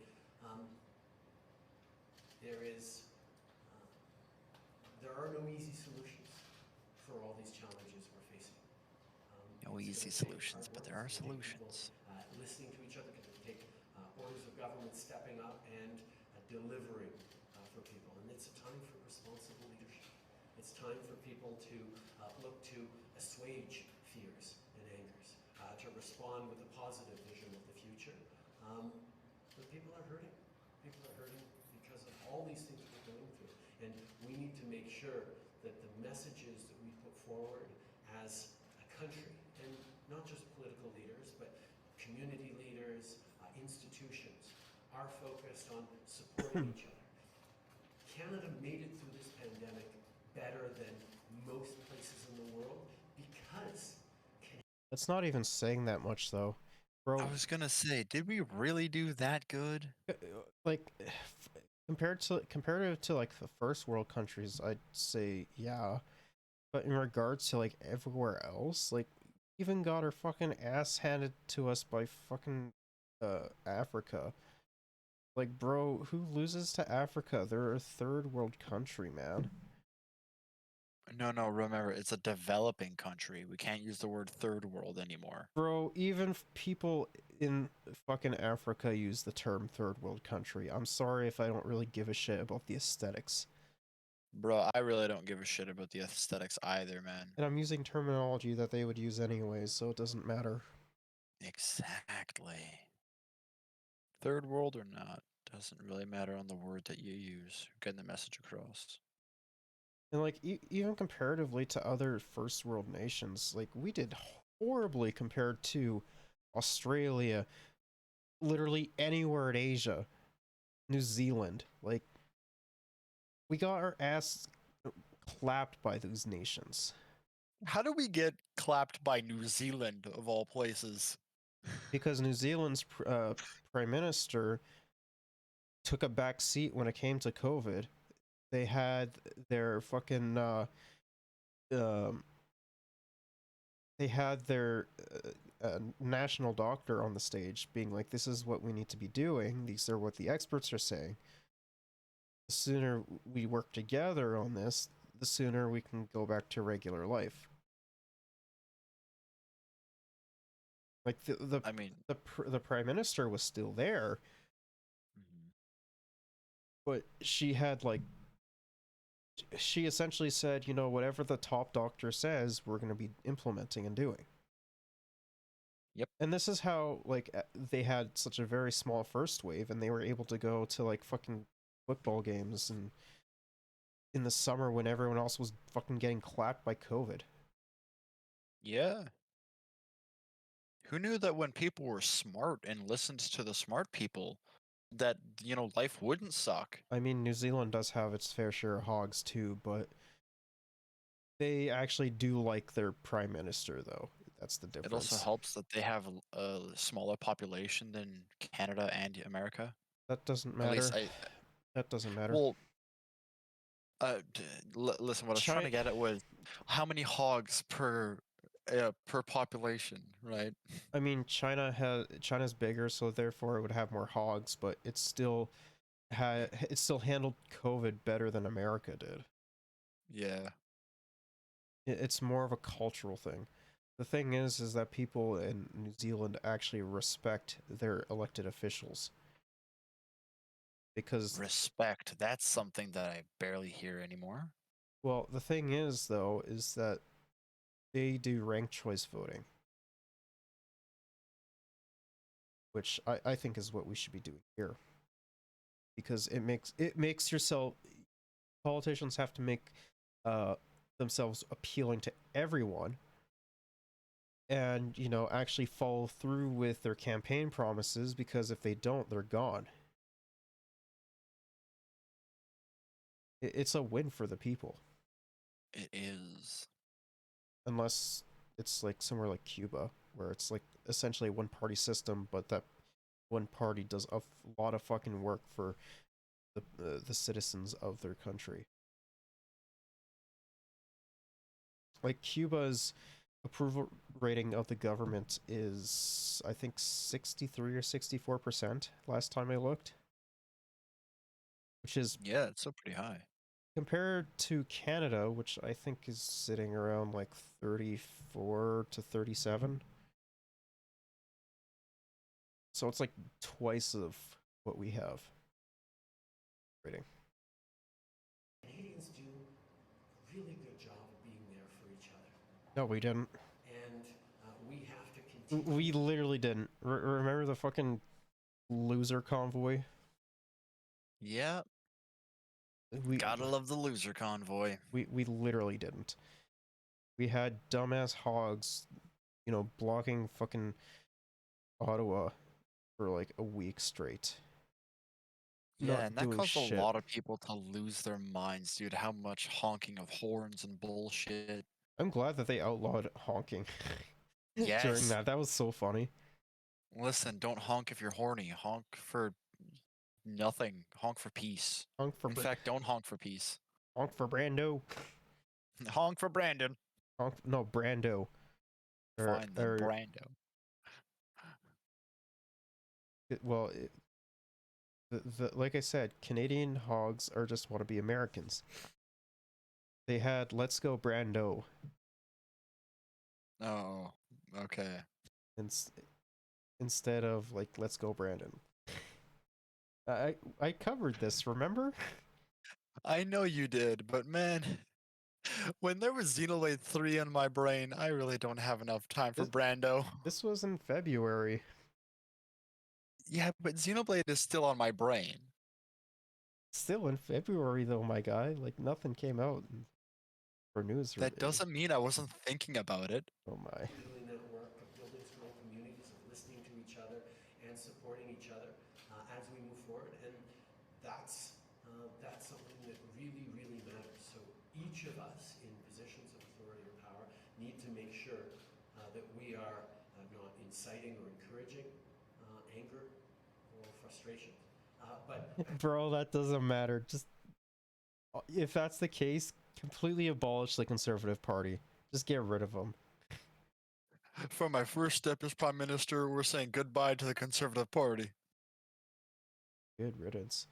Let's get some fucking, I don't know, fucking Maoists on fucking board there. Hell, get some Buddhists even. No, I'm referring to Marxist-Leninist Maoists. Yeah, but I mean, hey, Buddhists wouldn't be a bad idea either. Buddhism is a religion. I'm referring to Mao. Listen, Canada can follow Buddhism. That won't change anything, though. It might. No, I'm saying Maoists. I just picked a fucking random faction of communists. Yeah, and I chose a random faction of Christianity? No, it's a religion. Buddhists have. I know. Buddhism but, has like, it was nothing to do. derived from. Well, Christianity was derived from Buddhism, so. Actually, no. Like something similar to that. Actually, no. Christianity was derived from Islam. You're right. That's You were very, very right. That's a reason why they're Abrahamic religions, and Islam was derived from Judaism. That's why they're Abrahamic. They're not considered, or that's why Buddhism isn't considered a Abrahamic religion. It follows a completely different structure. Actually putting forward concrete, real solutions that are going to bring people along and allow them to see themselves in the future that the world is. Yeah, just completely reset everything. Fucking bottle fell over. We were pretty much done anyways. Yeah. So what do you want to watch? That's a good question. Watch some fucking Jubilee. Yeah. Let's watch this one then. Do all black men think the same? Well, I'll give you the short answer. Hey, good No. humans. Before we start this episode, No. Listen, just the title alone. Do all black men think the same? No. Not even all men think the same.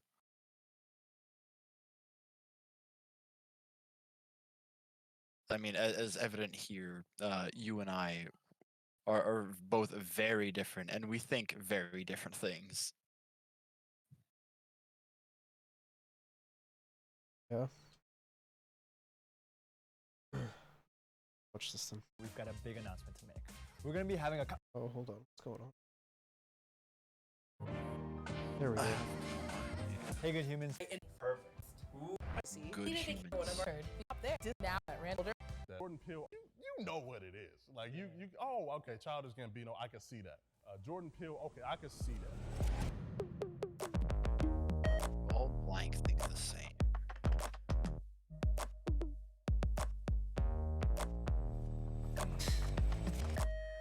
I am expected to have a big dick. Wow. Starting off strong. Oh my god.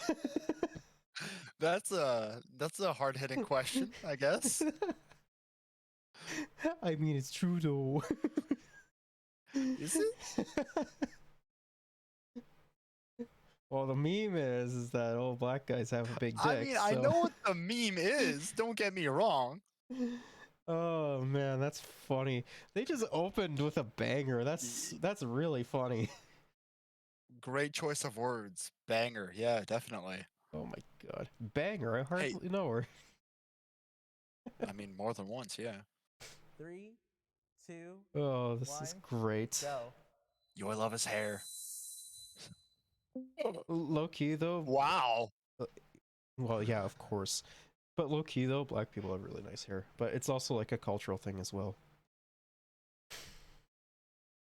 Like that it's part of their culture to have a big dick. No, their hair. Oh, okay. But still, like, It's a very big thing in black culture for their hair. Their hair Like, means just- well. You see, black culture is different than cultures in Africa because black culture came out of necessity. Yeah, yeah. You know, So, like, because the whole slavery thing. well, yeah, that's a very big reason to have your like culture. But I'm just more interested to learn about the hair and why it means so much. I did talk about this on stream before, but if you want an answer, I would say talk to a black person about it. It's a good thing I have some black coworkers, and I'll ask them about it. It's a very, very cultural thing. From what I understand, and I'm gonna heavily paraphrase this, and I could get some stuff wrong, because I'm not part of that community. Right. Neither am I. From what I understand, it's more of like, this is the only thing I have control over during the Jim Crow era. All right. So it's something that they took pride in, more or less, because it was one form of control over their like destiny and stuff, or it's the one thing that they actually had control over. Their hair. Understood. But fucking slave. If there's stuff we're getting wrong, Chad, please feel free to correct us. Let us know. Well, there are also different interpretations of it as well. That's just what I've heard. Right, and we're more than willing to hear other sides.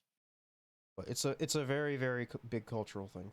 So, as well as like a lot of black culture tends to be appropriated from fucking dumbass white people as well. So there's that, like the hip hop culture and rap culture, especially, because that inherently comes from black culture. Nobody disagrees. Nobody disagrees. Yo, yeah, I feel like it's a stereotype, and we know that stereotypes aren't realistic. But I mean, I love its personal Pizza encounter, Planet shirt. I don't feel like there's leeway. I feel like, okay, that one we're keeping. Like that's what the general notion is. I think it gets into the issue of positive and negative stereotypes and how people need to realize that there is no such thing, because what you do is you put people into a box where they're expected to live up to a standard. And I feel like it's over sexualizing black men. You know, you should want to date someone more for the pleasure. He's right though. Oh, yeah, no, like I asked how, and he's saying that it's it's more of a sexualization thing. Right, and like from that standpoint, yeah, no, he's definitely right. physically that they can bring to you. And I know I've talked to people personally who will be like, "Oh, you're lucky you're black. You have a big member." And I'm like, "Well, I have other things to offer too. Like, I'm well spoken. I have a good sense of humor. I mean, I I love love his travel." hair. Like, you go straight to Of like course he what's would. underneath my zipper. Yeah, I mean that's been my experience a lot of times, especially Listen, if the floof doesn't meeting love different hair, then people. there's something That's the wrong with me. Who knows? expectation, and I just tell them 2-inch Punisher.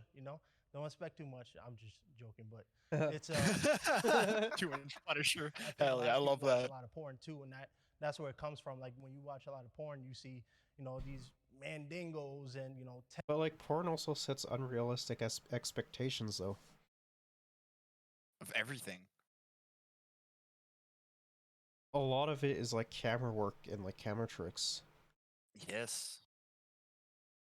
That's why you'll have like fucking, I don't know, Asian dudes with same fucking length as like black dudes. It's it's very fucking variable. Like penis length is very fucking variable for sure. Well, But yeah, not everyone grows the same length. it's it's also like it's primarily like camera and lighting tricks. That's all it is. Plus, like As well as people will also be will be shaved as well because it gives the illusion of making.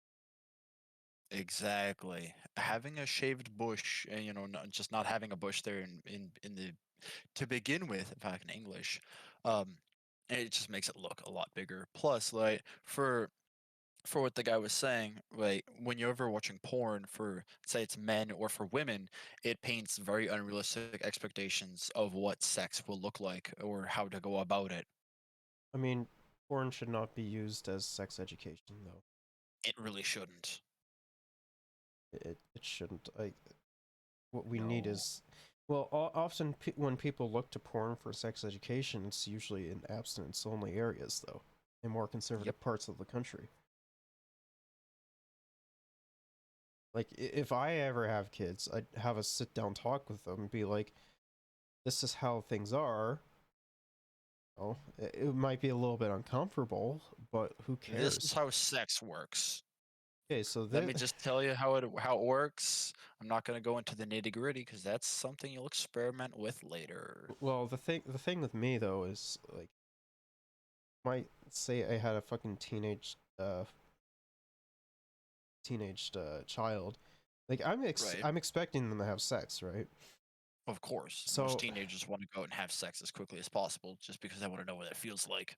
I mean, I was curious too, but I had opportunities to, but I completely passed on it because I was more worried about my studies. Yeah, fair enough. I'm a big fucking nerd. It's not like I didn't have opportunities. I absolutely did. Multiple times. At least you had opportunities. I mean, it's not really hard. Yeah, but when you look like me, you don't get any chances. Bro, I'm pretty fucking fugly. If I can do so, anyone can do so. Nah, man, I'm a special kind of fugly. All it is just like confidence. That's all it is. Listen, I wasn't birthed from God. I was birthed from Satan. And listen, people hate Satanists. So I mean, so you should just be more confident then. Like it's just a confidence game. That's all it is. It's a confidence game as well as being a fucking normal person.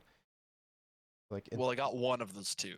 Confidence, maybe not so much. That's what we're still working on, But and like, treating people like people is probably one of the most normal things I've ever done in my life. I'm referring to like just like being a normal fucking person, like not talking about sex within like the first 2 minutes or whatever the fuck. Yeah, you don't just walk up to a woman and be like, "So, do you prefer missionary or doggy style?" Well, like even when like I'm talking to like animators or some shit that do like that type of work, NSFW work, like I'll talk about their work, but I won't be like, "Hey, what the fuck is your favorite position?" or like, do you fucking finger blast yourself when you're doing like fucking BA work or some shit. I don't fucking ask that shit because it's frankly none of my business.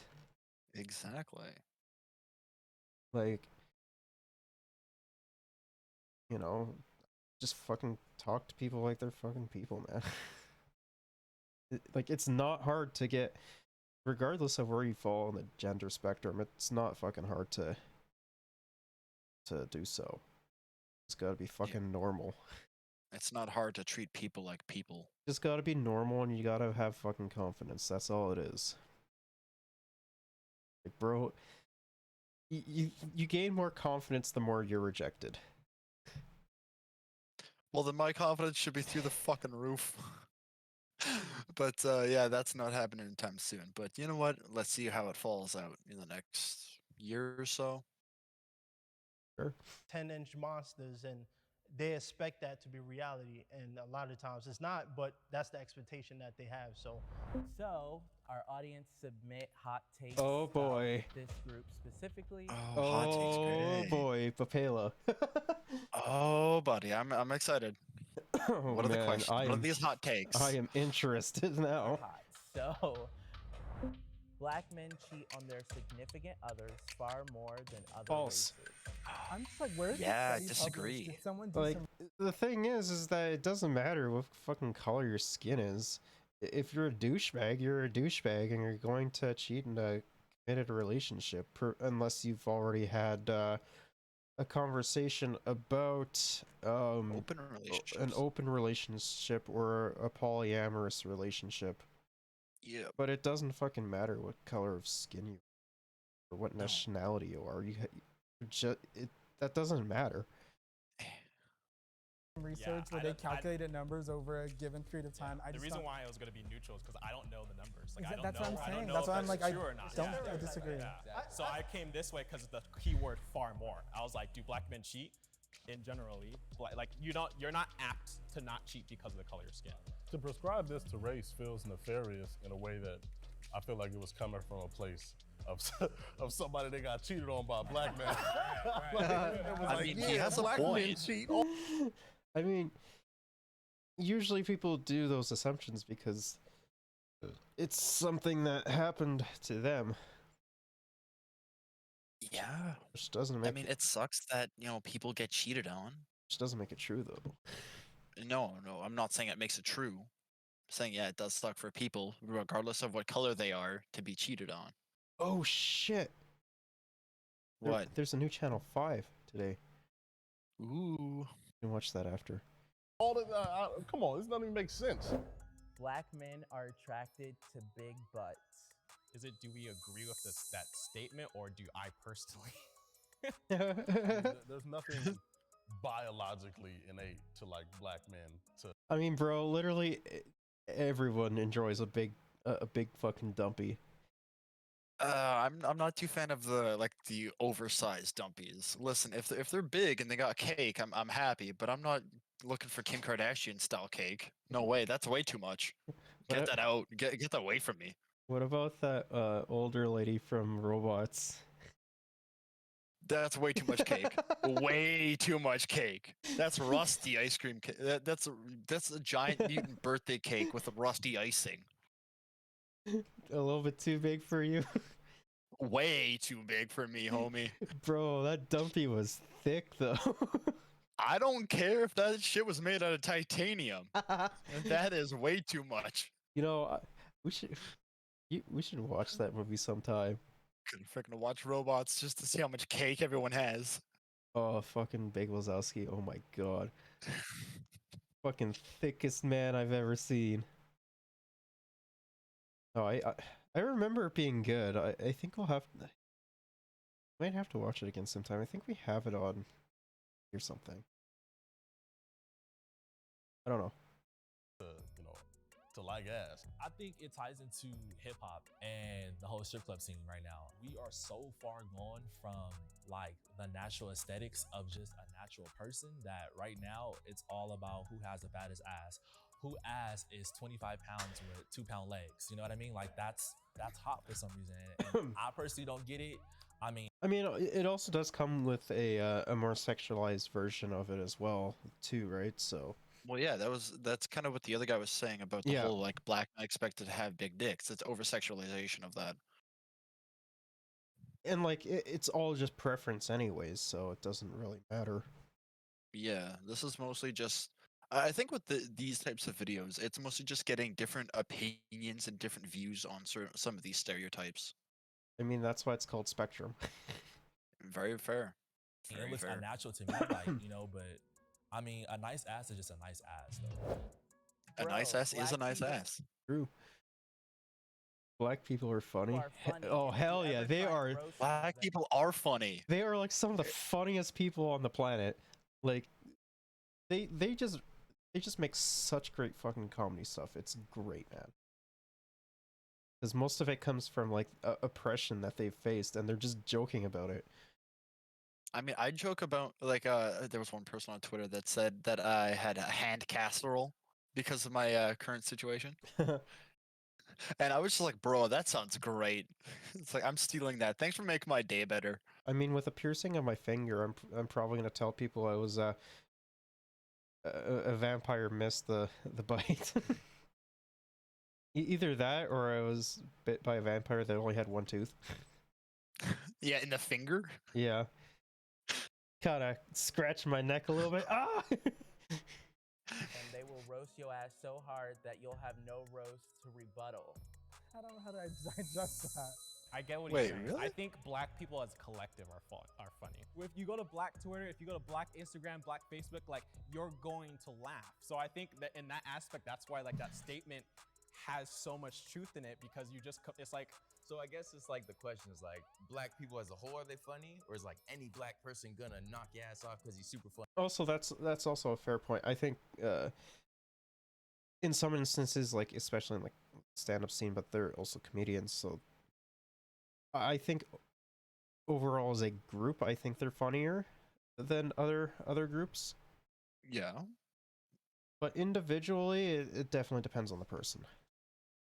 I mean, right. Funny. Like I think that's just the difference. Yeah. Black people as a whole, like yeah, they got jokes, you know, it goes back and forth, cool. That's why I said as a But collective. don't think that any black person you go to expect like a really good joke, you know? The N-word should stop being used by all races. Okay, this is very interesting. Yeah, no, this I'm kind of curious to see how many So- people go left. So you have people that will be like speaking as like a white passing person. You'll have people who are like very fucking racist and being like, why the fuck can't I use it? You know, why not? And then there are people that are a little bit more progressive that will say, no, I don't think that everyone should use it. I think when it comes down to them, their culture, if they want to use it, that's fine. And then you'll have even further being like, no, I don't think anyone should be able to use it. Well, let's see what these guys think. I fall more into like the last two in between. Because like frankly, if they want to use it, I do not care. Yeah. 3, 2, 1, go. Wow. Okay. I just think. Well, the thing is that this can be a very divisive topic in the black community, though. Well, that's why I said I was gonna be surprised by how many people went left. I mean, for the most part, most of the it definitely depends on the person you're talking to. Right. I think the N-word, when you look at the root of the word, even slaves would use it to describe other black people when accepting their supposed oppression.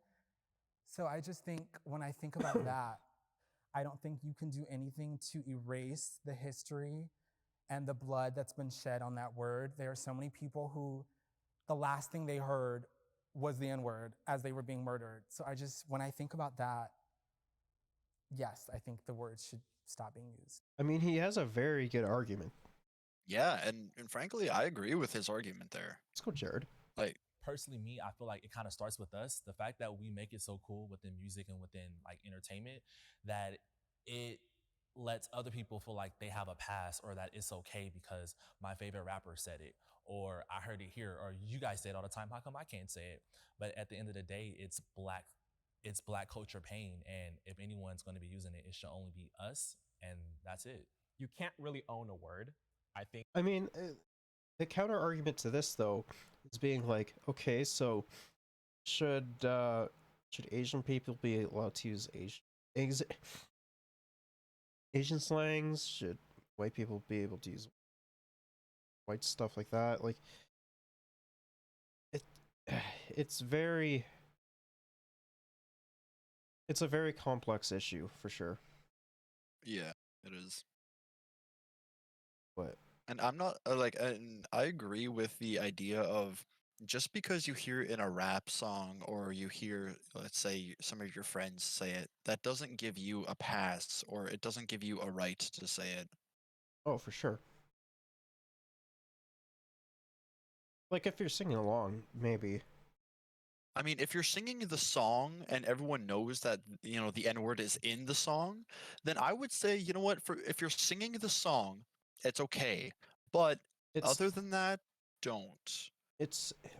But yeah, like I said, And I mean, I'm probably even gonna get some flack for that, just saying that if you're singing it, then yeah.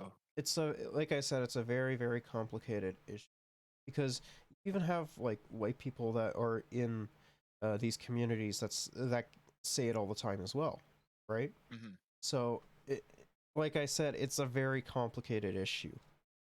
Think that it is. We can own it in the sense where it's a black cultural thing, but the idea where we kind of make it out to where we say like, oh, other people can't say it. I think that's more of like a insecurity within the black culture of not being able to hold power because historically it's like historically black people didn't have as much power, so we're trying to hold on to literally a word that only has meaning because we add meaning to it. I mean, he's right. It only Respectfully, has I meaning ain't trying to because they hear give that, meaning. right? Like I feel like I agree with Jared more on that point, though. Well, yeah, Jared has a stronger argument. the only reason it's policed so much, and I feel like the only reason we even have like this debate or this debacle over whether we can use it or not is because we're black people. And I'm not one of those people that think everything is racist and all that, but in this specific instance, right? In several instances, women in many instances have reclaimed the word bitch to be a term of endearment. There are, in the 90s, there was. Also, things like words like whore as well, slut. I have friends that are not afraid to be like, you know what, call me a fucking slut or a whore or some shit. Don't I bother mean, me. I've heard from a few of my female friends that just like, yeah, no, I'm a bad bitch. Like, oh, all right, you're a bad bitch then. Well, I also have female friends who like really enjoy sex and shit, and they're like, you know what, if you want to call me a dirty whore, you can call me that. I don't care. So yeah, but I think in this instance, due to the amount of history behind the word, I think that it's more complicated than those words for sure. Yeah. Heavier women reclaim the word fat. Obviously, Wait, respelling what? and things like that. But I feel like How did in those heavier women instances, reclaim the nobody word bats- fat? Literally, no heavier woman has ever said "call me fat." What? Yeah, no, like, What is this guy I mean, What is that? What is this guy talking about? The fuck? That makes no sense. No, like, I mean, I consider myself a large person, but I mean, I'm wide. I'm not really fat. I wouldn't say, but I call myself fat because it's something I was always made fun of from since childhood. But that's aside the point. I think. But I would rather not be called fat, if anything. I think when it comes down to it, I think if anything, they claim the word thick. Yeah, thick is definitely a word used more for plus-sized individuals or fat people. But thick is definitely like it was definitely more widely accepted than fat. Like no one's trying to take Yeah. fat back. I would rather be called thick than be called fat. and I. Why is So I think he just like kind of ruined his argument here in that regard. Yeah, he kind of shot himself in the foot. that understood? But with this, it's so confusing. Like, oh, I don't know if like, you know, when there are boundaries set. It's because that the word has so much like historical context behind it, so it's going to be a divisive issue regardless. And that word is one of the boundaries that I think we have respectfully and rightfully set up for ourselves. So I don't want to. I'm not trying to What? hear the like. If we use it, why can't it? We do that all the time with a bunch of different things, and I don't think this should be one of the areas where we're like, yeah, let everybody. Nah, I'm not. Well, I letting think it everybody goes say back. It goes back to what you're saying, boundaries. Because when you break down to inner communities, where blacks and Asians, blacks and whites in hip hop culture, where there's like it's 5 group of Oh, friends. he's touching on what I was talking about earlier. All right, let's see his point. And their black friends don't care. They're like, say it. Like that happens. So it's like we're having this broad conversation, and I know all of us aren't trying to be the spokespeople for black people, right? But it's like it's such a convoluted I guess topic where it's like the expectations aren't clear to people depending where you're at. If you're on the East Coast, West Coast, like it's very unclear. That's what I think. I'm not arguing whether or not it's okay to say it or whether white people should say it. I'm just saying if we don't want white people to say it, I think it needs to be very clear. And I think even in fact in this new age of our culture, I think we're seeing more people saying we don't want white people to say it. Homophobia is a big issue in the black community. If I remember correctly, I think this is a very big problem in the black community because typically a lot of black people do tend to be very like Christian. Okay. And very religious. So if I remember correctly, I think it is a very, very big issue. 3, 2. And not just homophobia, like even stuff like transphobia as well. Oh, just a huge acceptance problem. I see. Well, when it comes to the 2S LGBTQIA plus community. And yes, now it is 2S. 2S LGBTQIA plus.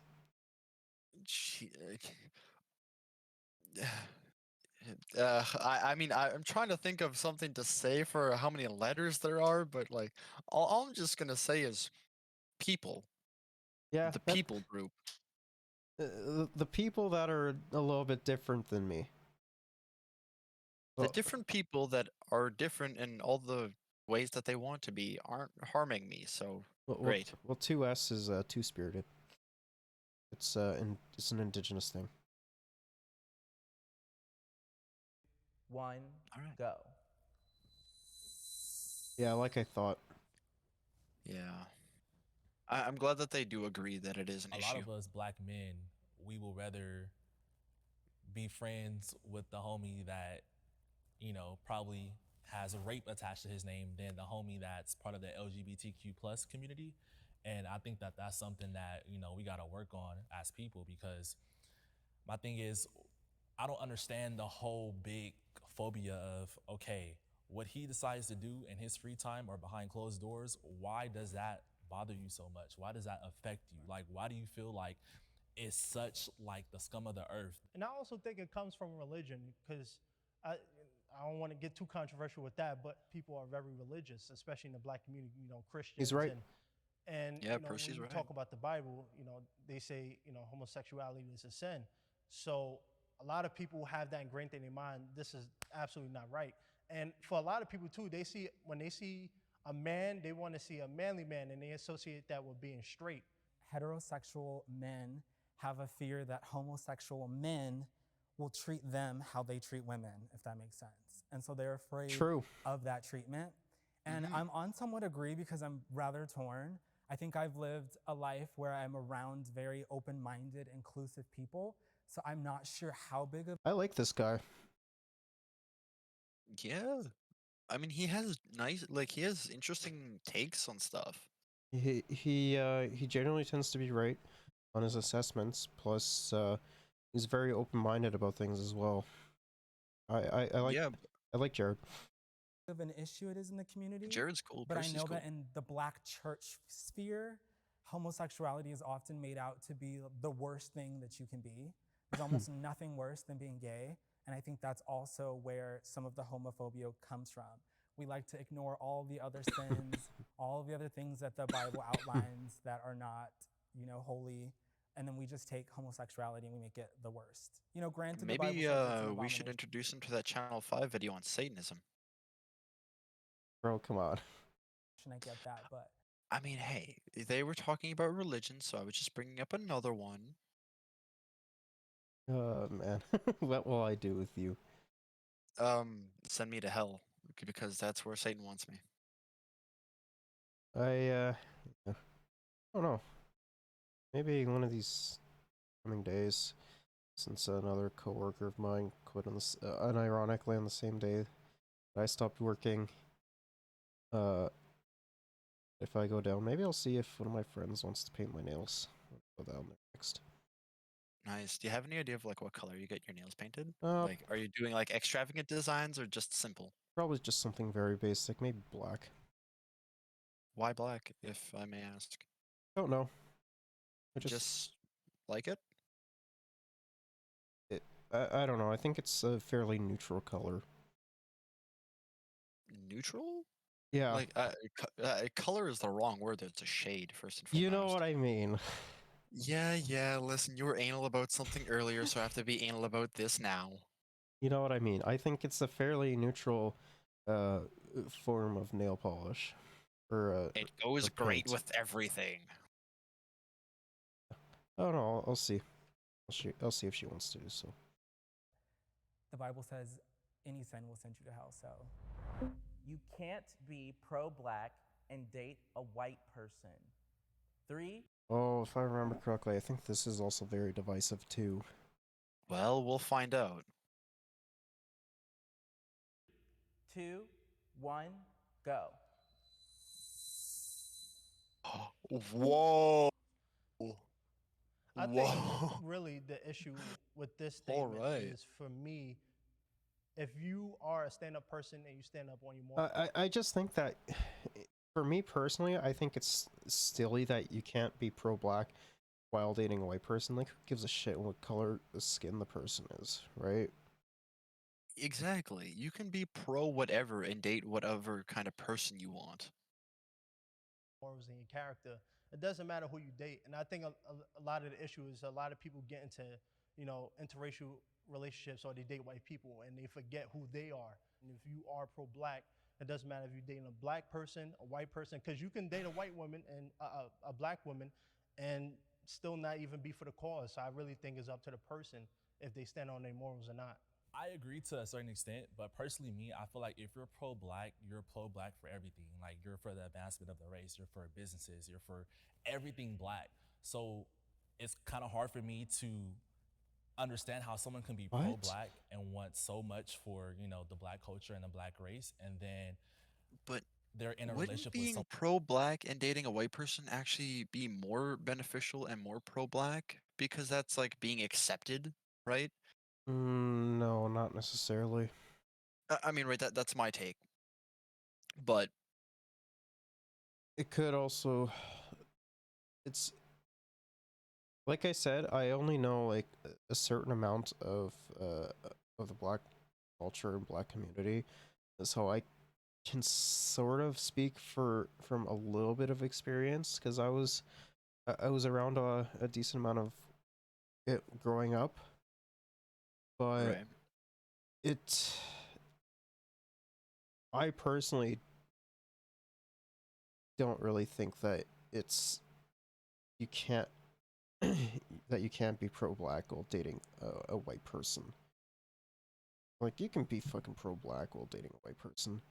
Of course, you can be pro-black while dating a white person. You can be pro-black while dating any kind of person. Matter.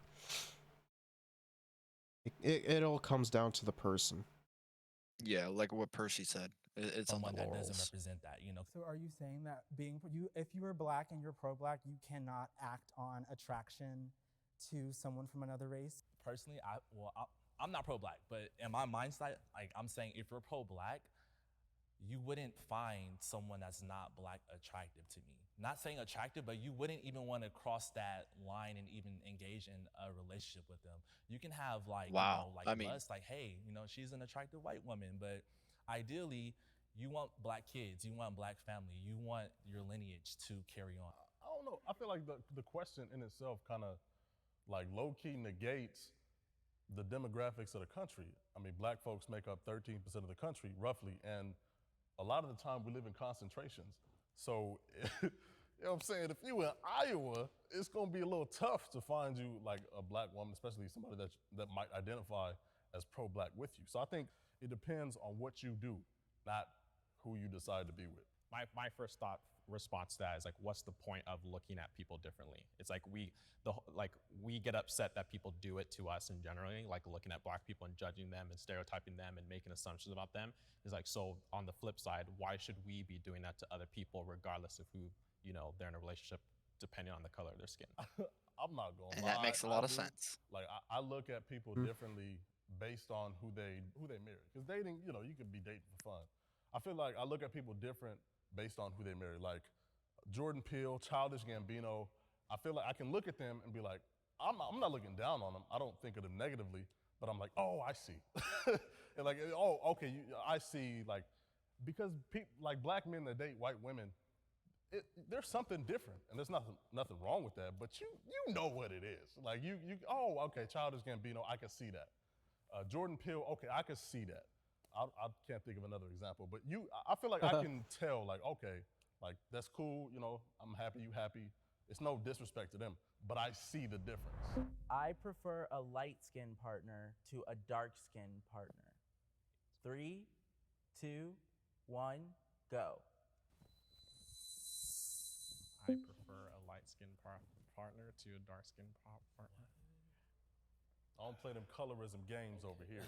All right, so the reason why subconsciously for me, the reason why I feel that way is, you know, growing up, I was always, you know, bullied for my skin color. I always felt out of place. You know, I was always told I'm not black enough. And when you constantly hear that and you get beat down with that, and you know, I mean, I've faced similar things as well due to my indigenous heritage.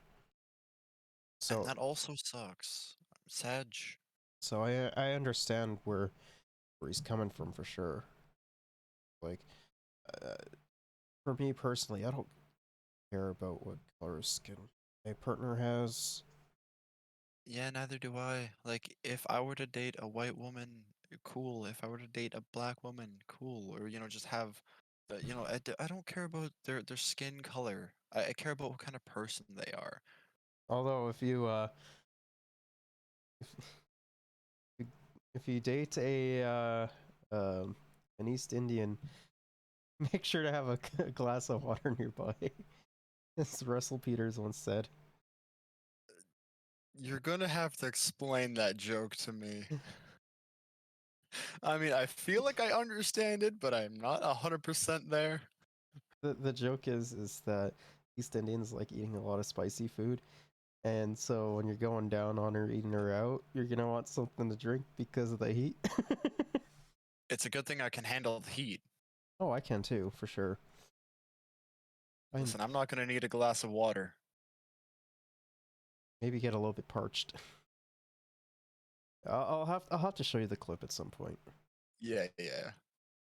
I also haven't watched him in such a long time.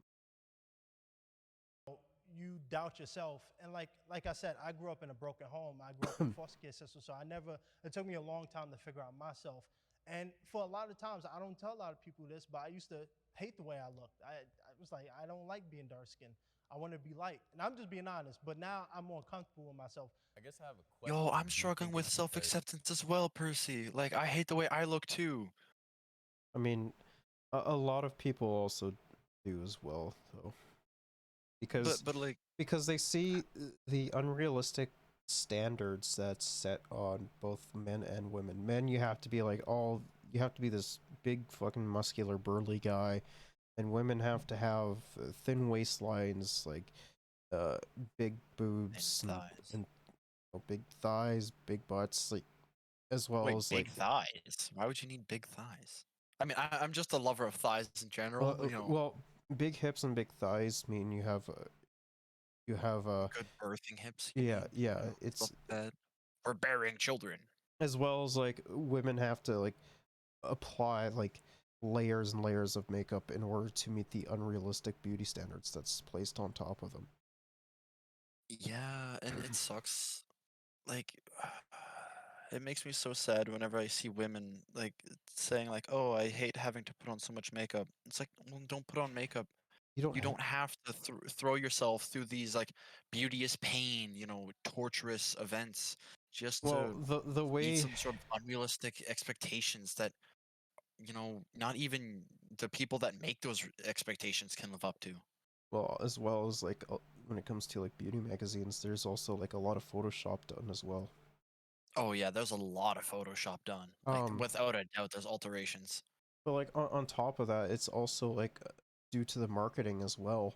Like beauty and skincare products are primarily promoted towards women to be like, look your best, and you know, if you use our product, You'll look way better you'll because we're selling this thing to you. Here's what I say to everyone.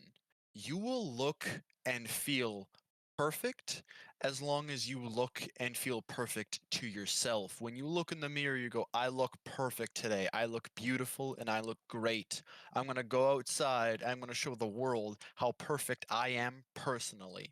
Because there ain't no one definition of perfection, let me tell you that. until you get an incel being like, you look ugly. Yeah, there's always going to be that one piece of shit that'll tell you that no matter what you do, you'll look like crap. But that's where you tell them, you know what, I I'm mean, perfect. I mean, beauty is subjective, anyways. Exactly.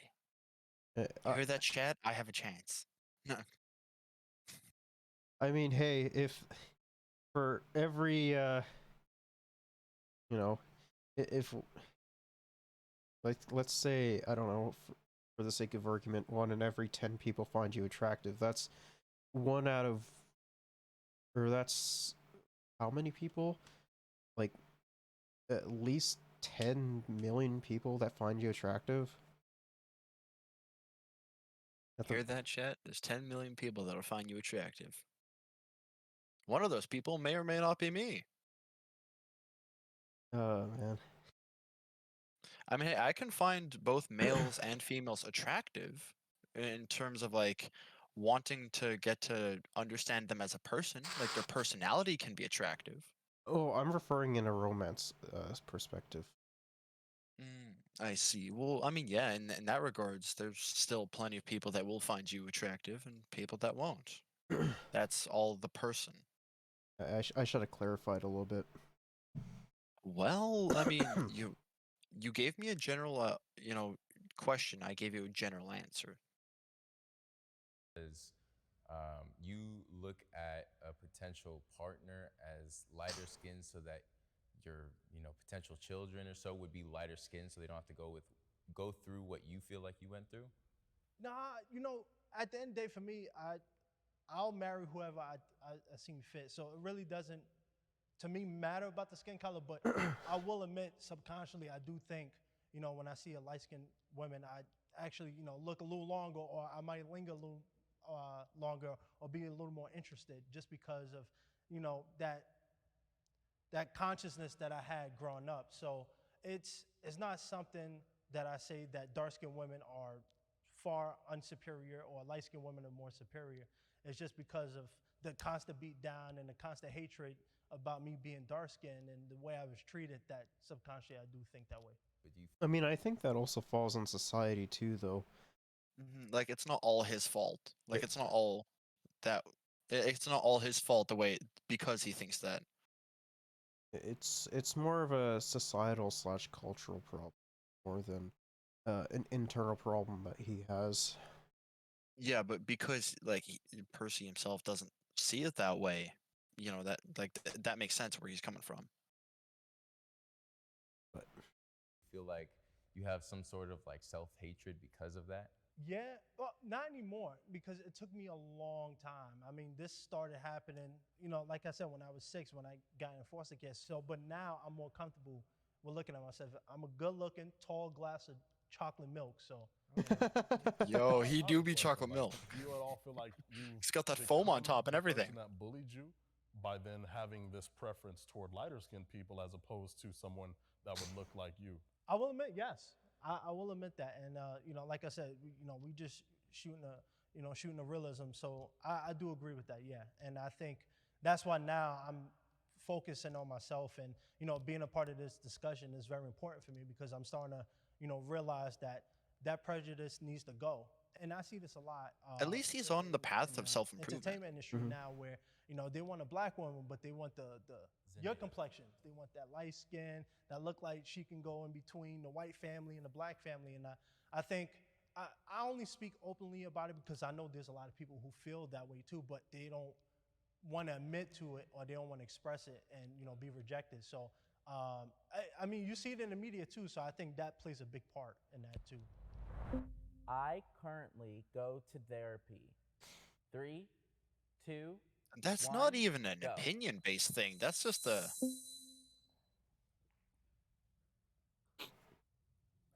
Like, that's just a My girlfriend's question my that you therapist, asked but them, she's yes or white, no. Do so you or do you not go to I'm therapy? thinking about going fairly soon just to speak my mind because I feel like there's a lot of things that, everything's cool up front, but everyone has like something that's just like digging at them somewhat internally that, may hinder them in some sort of way, and I feel like, if you have that type of feeling, like you should go. Yeah, therapy can be going to the beach or like going out to eat or doing something that relaxes you. So Physical therapy, going to the Hold gym. on. we have to be able to draw a line. I know what I'm saying. It's open to interpretation. I'm here Well, because yeah. I took it as like sitting in front of a therapist, someone licensed to do this. Do I do that? No. Do I find other avenues to relieve stress or whatever? Yes. But you can't mix up self-care with therapy. Okay, It's maybe that's two what I'm different doing. things. Yeah. I've been in therapy for quite some time, personal therapy, just for myself, just issues that I have internally that I speak with someone with on a professional level. I recommend therapy. Therapy is literally the best thing possible. For Yeah, me, therapy's I find great. therapy in my faith, and I know there are a lot of people who they look at like, the Christian church specifically and might not adhere to that. But I think in recent years, the church has been adding more professionalism to what therapy means. Having these conversations, for Sure. some reason, it makes you feel like you're less of a man because when we talk about therapy, people like, really? You going to therapy? But when you think about it, that's why a lot of people have anger issues. That's why a lot of black men have anger issues because, What? they grow up a certain way or they face a lot of challenges and they don't know how to express it. So the first thing they do is. Bro, a lot of the black people I've interacted with haven't had anger issues. See, I mean, these are his experiences, right? I mean, I guess everyone has different experiences. Like, I could say the exact same thing for, like, the white community. Well, They take it out on you. I or don't the even girl. think this whole therapy question should be like on here, to be honest, because the question is just, do you go to therapy, yes or no? It's not a agree or disagree thing. From what I understand, a lot of black people have problems getting therapy because they Really? usually grow up in very poor households. Well, that's part I understand, but like, But like, if they're I don't really get this question or why this is a girlfriend or their mom, and they don't have someone or an outlet to express it. So I think we need to normalize going to therapy and not pushing it off as a white thing. We need it. We need healing, and we need somebody to talk to us. I think healing trauma is going to help Black people progress instead of just getting more trauma piling on top of each other.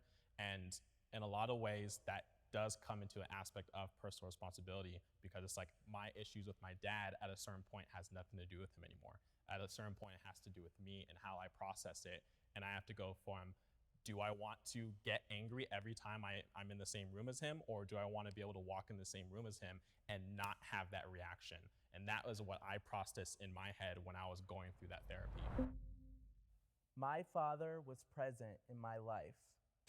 3. Once again, this 2, isn't a agree or 1, disagree thing. go. This is a yes or no question. yeah, for the most part, like black black people are just as likely to stick around with their family than white people. When it comes down to it, not they're usually like unjustifiably thrown into jail. Exactly. Not to jump into this one, like I absolutely love my dad. I'm even getting a little emotional thinking about my dad. My dad's amazing. My dad was there for me in every way, shape, or form, every facet, every way that he could be there for me and more. He was there for me. He was there to pick me up from school. He was there at my soccer games, my track meets. He was my coach for soccer one year. My dad taught me everything that I know almost. He is who I model my personality after. He is who I aspire to be. I don't think I could have had a better father. It's almost why I'm discouraged to have kids, because I feel the pressure to live up to the example that he set for me. So he was there, still is. I said someone disagree because I ended up being put in foster care when I was 6 years old with a couple of my younger brothers, and I remember I don't remember what my dad looks like, but I do remember he passed away when I was around 7 or 8. So I can't really Sad. fault him for that. Yeah, But big sad. my mom, she was widowed, so she lost her husband, and she decided to take care of us. And I don't think my life would be any different. I don't regret not having a dad, but sometimes I do wonder, secretly, what life would have been like if I had that father. Yeah, we figure all in my wonder life. what And I life think would be that's like another with or stereotype without that someone. black men don't have their fathers in their life, and it's good to see a lot of y'all over there. For me, my dad was not Yeah, as I agree with present Percy. It as is he nice could to have see been a lot of as a guys over typical there on older the strongly agree side. Belizean dude. Their culture is just very different from American culture. It's very passive aggressive. I remember times being young and I would question my mom all the time, like, hey, like, why is he not around? Why is he not there? And, she did the best she could as a single mother. Now I can say my dad is very present in my life.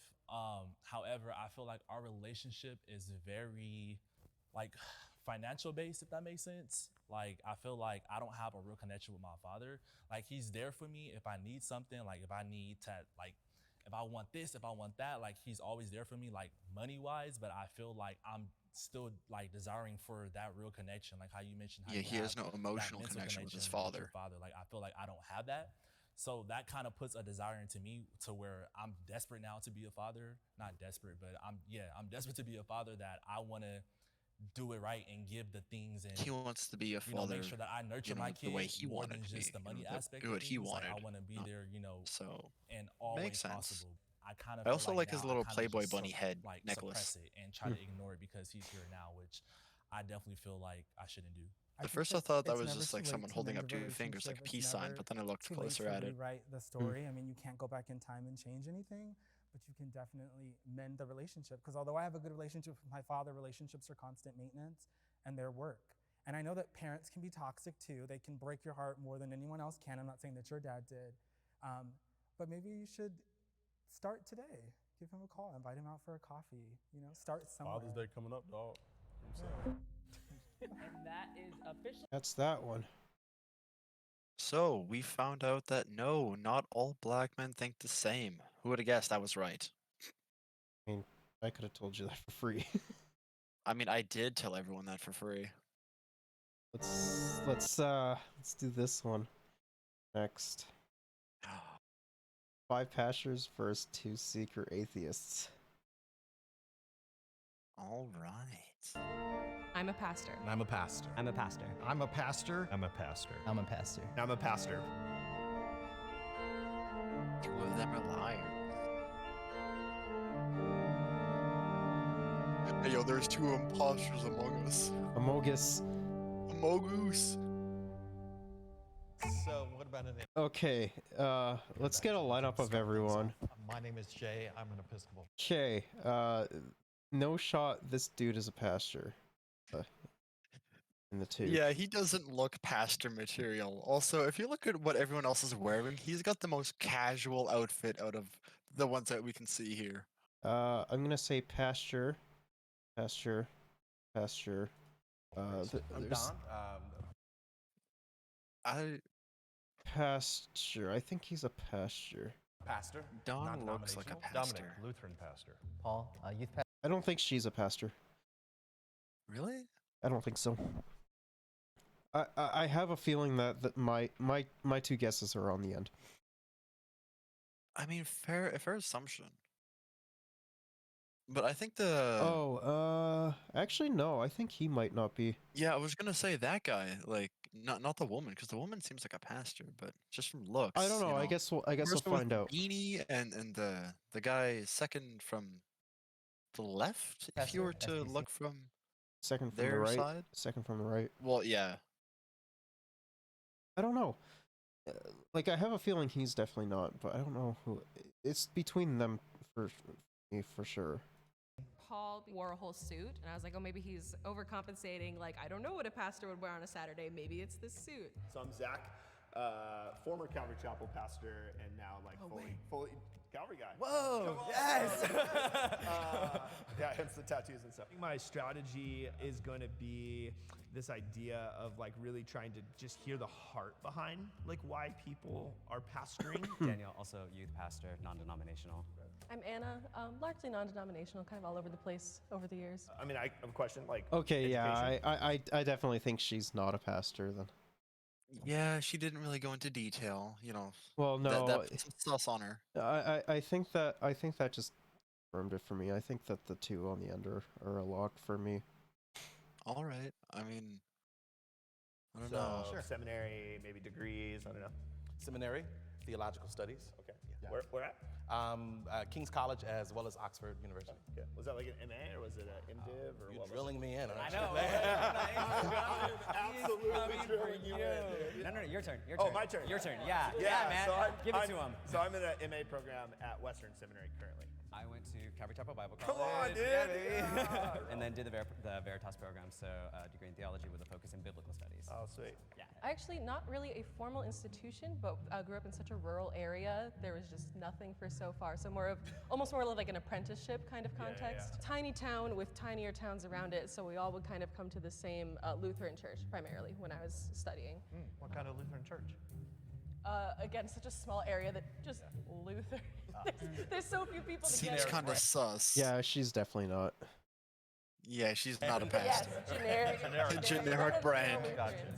That just confirmed it for me. Immediately, I thought, well, if she's a Lutheran pastor, she would definitely say which denomination she would be. What town did you grow up in? Upper Michigan, actually. Very small area. What town? Near Marquette. It's kind of one of the big cities around Near there. but Marquette. It's the one that someone would know. And I've spoken in very general terms. I don't even think she knew the city that she came from, but she knew the city that was next to the city she came from. And at that point, I was done. You mentioned that you didn't grow up in the church. More of that going around? Sure. Okay, totally. So I've been there all my life, was baptized at 7 years old. I don't think I really became a believer until I was 30, to be perfectly honest. I did it because I was brought up, and this is what you're supposed to do. You do what they do, and what they say, and you believe, blah, blah, blah, blah. So, yeah, and then I got kicked out.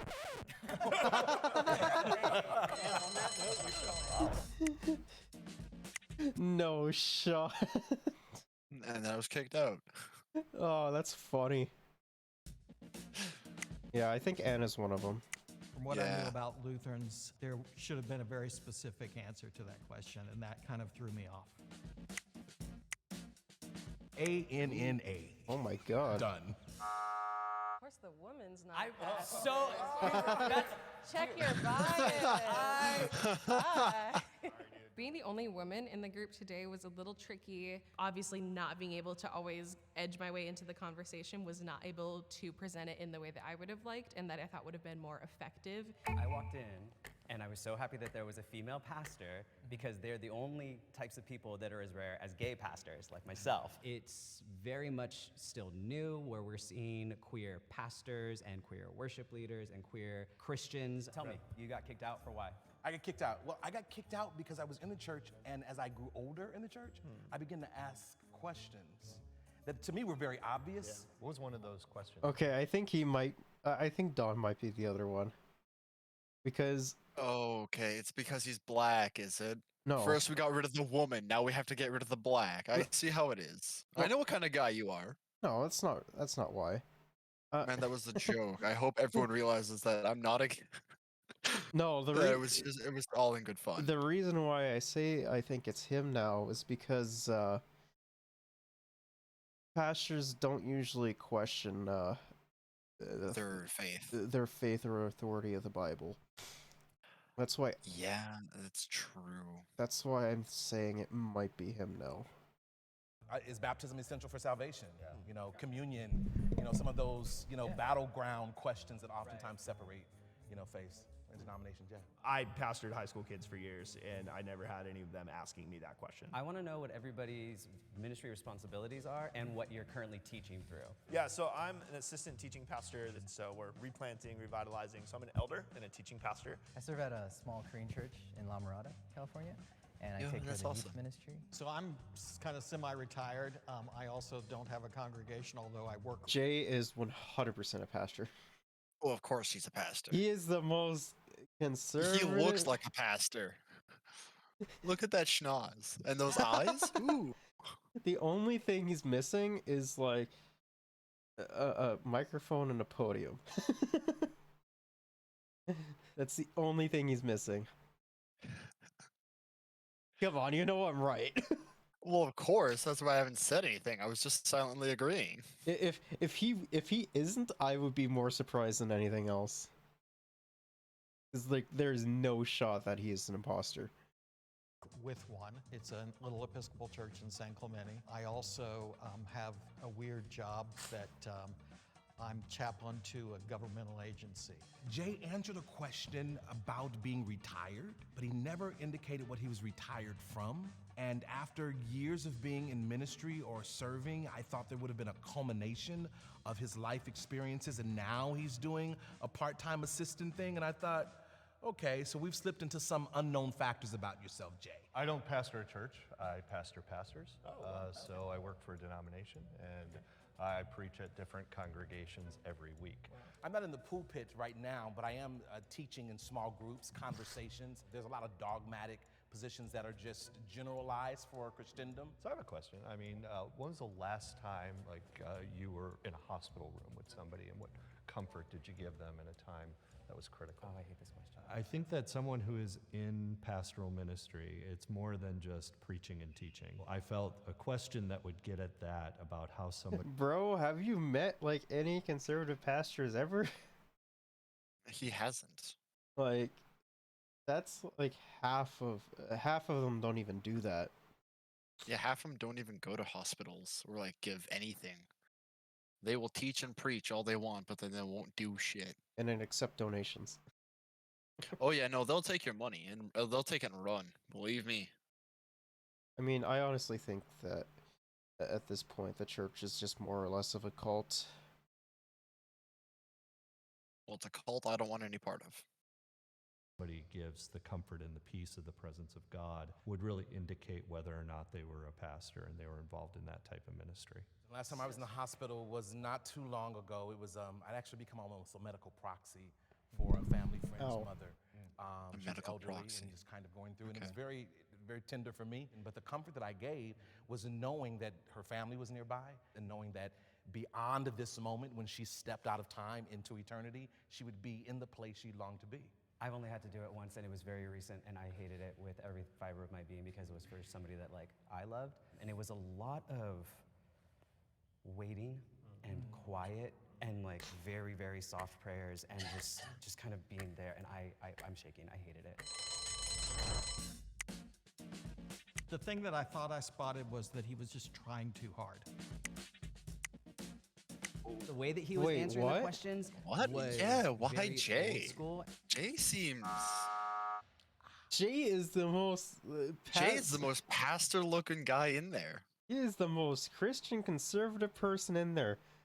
Like, sure, he may have, like, only now just started or retired or whatever the fuck. But, like... But that don't matter. He is, like, the most pastor, or he's, like, he's the most pastor there. Let's be real. He's very by-the-books pastor, if you want to go take that route, but... Sure, we'll go with that. Do y'all know Jesus? Sorry. Sorry. Y'all know Jesus. I see what's happening. First the woman, then the black man, the gay is next. See? Even he understands. What the devil? Thanks, Daniel. Me? I question everybody else left up there. Do they know Jesus? 'Cause I know him. If you think the mole is still in the box and you want to continue playing the game, please raise your hand. Yeah, of course, Jay. So let's start with the question of what does atheism mean to you? I talk to my kids a lot about agnosticism, more than I talk about atheism, just because of the oversimplification of like, as an atheist, I don't believe in God. Well, it's like, well, what is God? I go back to like what Augustine the Hippo said, right? Like all hearts are restless until they find rest in God. An atheist is not the enemy. It's not just because you don't believe in the God that I love and serve. Doesn't mean you're the enemy. It means that you're restless in your heart and you're trying to search for meaning and belonging in anything other than God. I'd be curious to know if anybody on the stage that did not have a real serious questioning time. You start. Yeah, go for You it. are very quiet, and that's just a little sus Paul. to me. What was the question? You are the best What brought dressed. you out of so- it? I'm a little overdressed today. So the question was, have I ever wrestled with faith? To be honest, I wrestled more with my calling, more than my faith. My faith, once I had an experience, an encounter with God out of drug addiction, my faith was pretty much. Oh, I. What addiction? Okay, he's a pastor.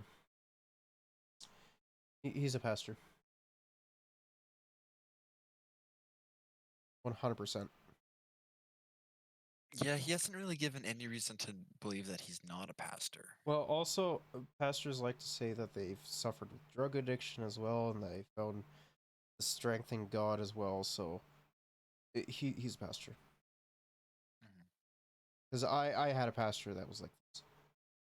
Yeah, his wording is very, very pastor-like.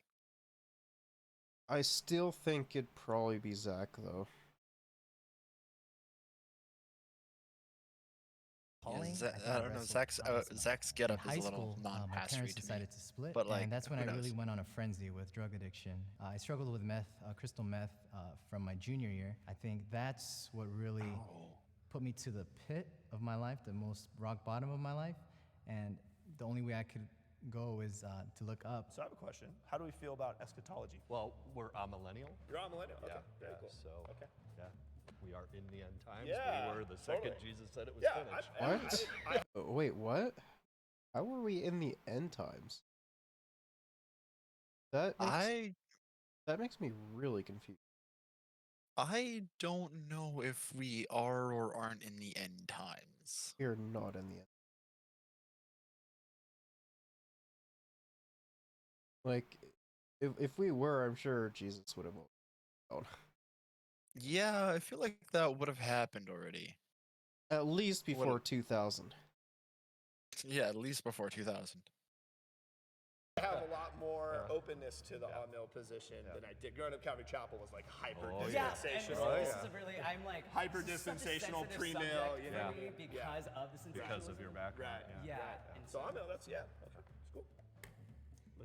You know, I don't expect the end time anytime soon. I sensed maybe a little bit of woundedness that he was putting forth, and wondering if maybe that was part of what he was using as a mask there.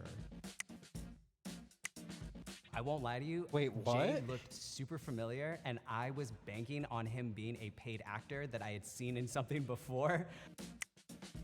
There was a Yeah, tie. Daniel's got The tiebreaker. tie is between Jay and Daniel.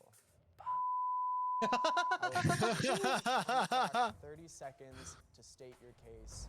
You know, I don't know what to say except that I think I should have not voted. Yeah, I for kind of the, figured Daniel was one for of them. the redo.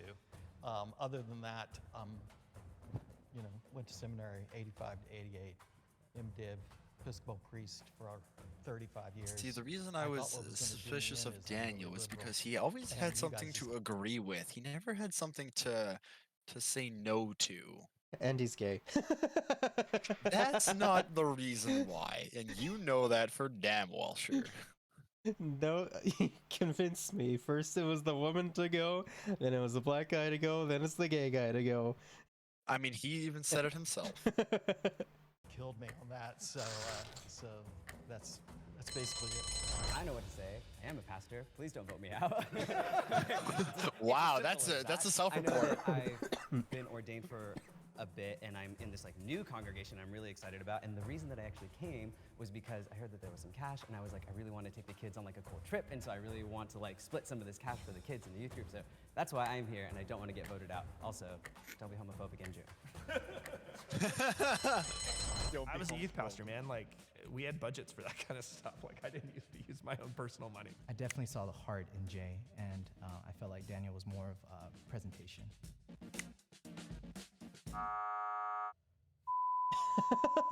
I see how it is. Also, good Christians don't If swear. the lights turn green, that means the mole is out and you win. If the lights turn red, that means the mole is still in the box and you lose. 3, 2, 1. Wait, what? Yeah. It was the woman and Daniel. Anna and Daniel, probably. Can the moles please reveal themselves? Oh, so okay, I get. Okay, I guess being the you know, being the most conservative motherfuckers ever. Sure, we'll go with it. 1, 2, 3. Wow. Okay, I was right about her, and I was like sort of right about him. I was right about Daniel. We were both wrong about Zach.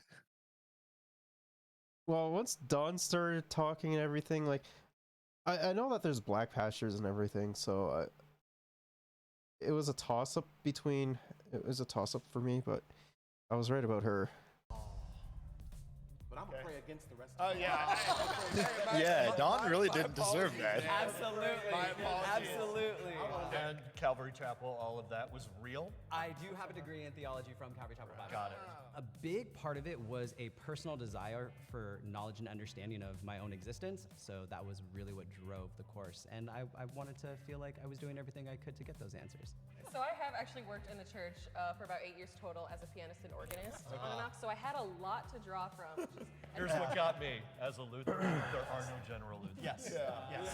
That got me. No, that really is the thing, though. I'm from such a loosely populated area that really is the case. Is there's so little that even brings people together. There's a lot of churches that are people who are strongly Catholic, strongly Lutheran, that will all be in the same place because like a whole town will be like a gas station, a corner store, and 10 houses. So we are very much in a turning point in the community when it comes to queer individuals in Christianity. Even though I do not subscribe to Christianity, it's great to see at least a portion of this community that has such a large history of having a negative agenda towards us as a community, opening up their eyes, admitting their wrongs, apologizing and seeking reconciliation. And I think that it can only, get better so long as they continue to move on that track. Pastors actually think a little bit more deeply. He has the faster look, let's be real.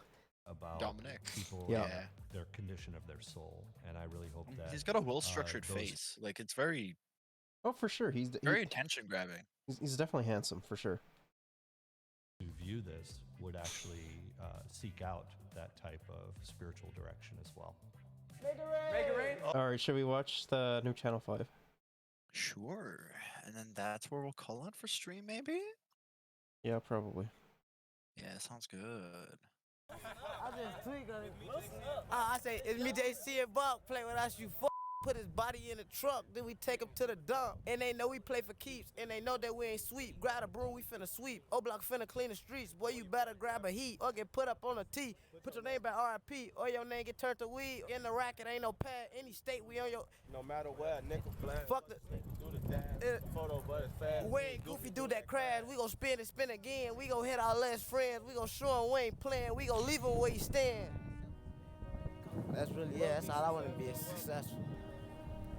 I mean, man, we all want to be successful. Right, big goof ass, man. Check it out. Hey, now, since you win, you gotta throw up O-Block. How do I do that? Yeah. Throw up O-Block. Everybody throw up O-Block.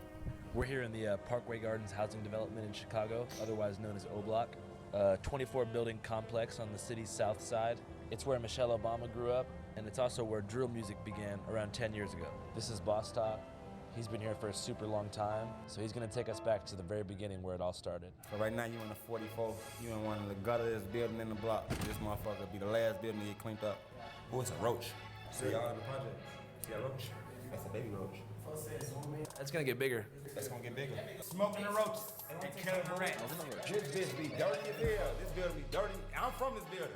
Bro, I used to be one of them motherfuckers that piss in the hallway and on the elevator too. I ain't gonna lie.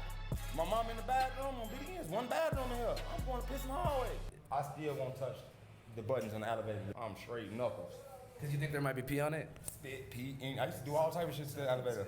I ain't taking no What? shit though in here. True that! True that! Come on! Love you, my nigga. Love you too, boy. My boy, true that. Homie just rolls up, immediately gets a hug and a high five. How it should be. That's how it should be, yeah. I mean, it sucks that they're living in these crusty-ass apartment buildings, but... Yeah. GDK. Come on. GDK. Folks came out of the folks the Gangster youngest discipline GDK killer. member. He invented that shit. To you, like, what is drill music? We started the word drill with our music. Like, let's do a drill. We started that shit. Like, how would you explain drill music to someone who doesn't know? Music that make you wanna kind of get outside and go just be outside. You feel what I'm saying? Make sense?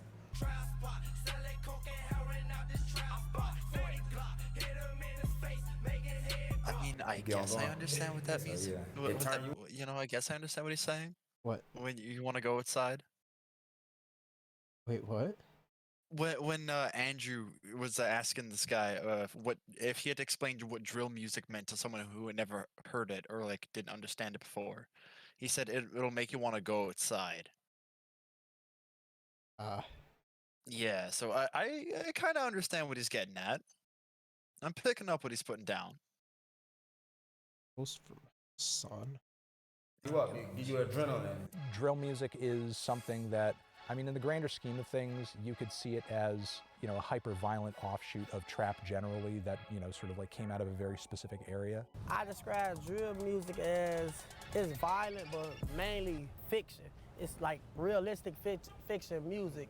So like, that's why I shot my video 4K Troll, shot it right here in this park. Right here where you standing at, I shot it right here.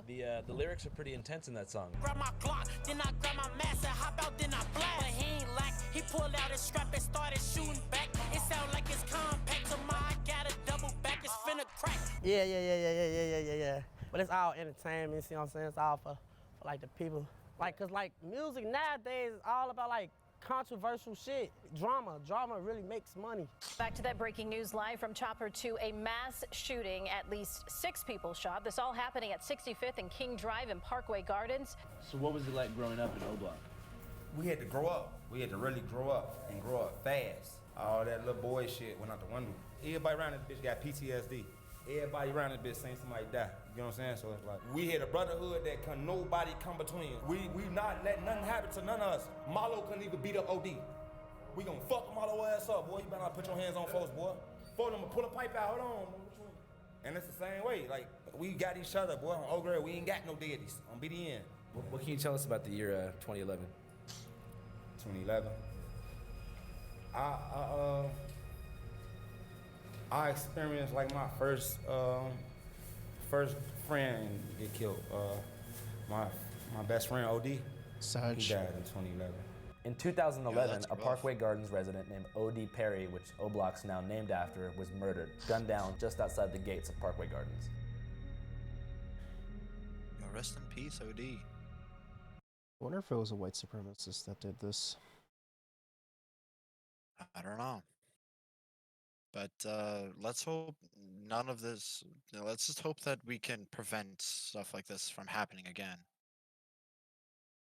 What was one of your favorite memories? I mean, it shouldn't be happening either way. Well, yeah, but you're absolutely right in that regard. It shouldn't be happening at all. I have a feeling it was either a white supremacist that killed him or a cop. One of the two. Memories of you and OD. You know? Man, I got a lot of them bitches on. Oh. He's right. He had this crazy ass dog named 50, bro. On J Money, bro. I was scared of that motherfucker, bro. Like play with the dog. On Keith, I'm like, boy, I ain't playing with that motherfucking dog, bro. Y'all tripping. Motherfucker run up on me, boy, bird. It's your bitch ass on. Oh. Right now to this day, I still don't play with people dogs. I don't give a fuck if that bitch is a chihuahua. Bro, get your dog for that bitch die. On game. OD's murder was allegedly in retaliation for the murder of Shondale Tuka Gregory, a rival gang member who lived just a few blocks away. Oh, it was the gang violence thing. Yeah, I was gonna bring up probably a rival gang, but I didn't want to, assume some. Well, usually when black people are killed in America, it's either due to police or white supremacists or a white supremacist cop. Way on 63rd. Them was the sad years of my life, cause I had just had my first child and everything. I'm really like traumatized. Like I ain't know if was I supposed to crash out or fall back. And my mom used to be talking to me like, man, you got a daughter. Don't be like these niggas. Don't die. How many friends do you think you've lost since then? Over 10 dead on this game. Like, Yo, pass 2 the ball. motherfuckers a year. I swear to God. Owen Platoon, Tough pass. motherfucking 11. Sherrod and Whitey and 12. You got LA and J Money and motherfucker died in 13. My crowd gone. I gotta hang with up on them. I gotta hang with up on them. I ain't gonna stunt. When it seemed like when folks died, folks' career took off. When Old passed away, folks took that shit to another level. Chief Keef and Dirt and them came out. They lit this bitch up, you feel me? So it's like, Shortly after Odie's murder, a close friend of his decided to make his first song, which would serve as an O-Block anthem, to celebrate the life of Odie and diss Shondale Tuka Gregory. This friend was named Keith Cozart, aka Chief Keef. Hit a nigga up on give fuck, I do drugs till I'm dead. O-Block, Rick City, bitch. Middle fingers to Shondale. I get out. On my son, I get out. October 4th, 2011. This bitch get the going up. The block busting, I just got out. I get out, I see Platoon and White. Folks got cocky as hell. I'm looking, I'm like, how the fuck y'all let OD get killed? Platoon put his head down. He like, man, go take your daughter upstairs. I'm finna holler at you. I take my daughter up. I remember Inky D them came up there. Deep as hell, everybody coming ate. Happy as hell. Fat Mac and Stu get the showing out. They get the fight. Hey, Fat Mac. You remember I got out of jail, you want Stu start fighting that day? Him and Stu get the fight. Hey, folks them like, man, y'all showing out because folks just got out. Dirk and Reese come see me. All right. I'm like, I'm feeling love like a motherfucker. I'm damn. Folks them come rap with me. I'm like, how the fuck O got? How the fuck O die? You know they rapping with me. Boom, boom, boom, boom, boom. We talking all us and that bitch crying now. I'm like, damn.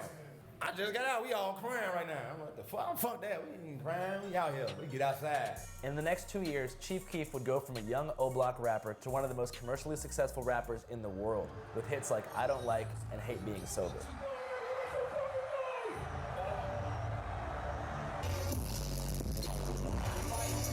Don't like.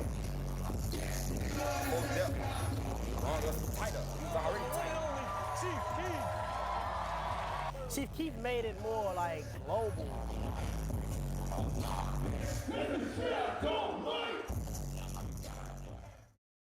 And before you knew it, white America was doing the hokey pokey to murder music and unknowingly singing along to the anthems of an actual gang war playing out in real time. For a year, the conflicts of O-Block were a mystery to the general public. That was until one man came around and exposed the inner workings of Chicago's gang war to the world. So 2010, 2011, I'm in college and I'm doing commentary about hip hop. I had some hot takes about like Kanye and Drake and stuff like that at the moment. So I was kind of gaining an audience. And I remember when the drill scene popped off, and I remember doing a video on Keef, and I was like, I love the music. So I'm reading the comments, and everyone was like, yo, you're not telling the full story, okay? Because I'm going in there and I'm doing a quick video, and I'm like, yo, all his ops is dead.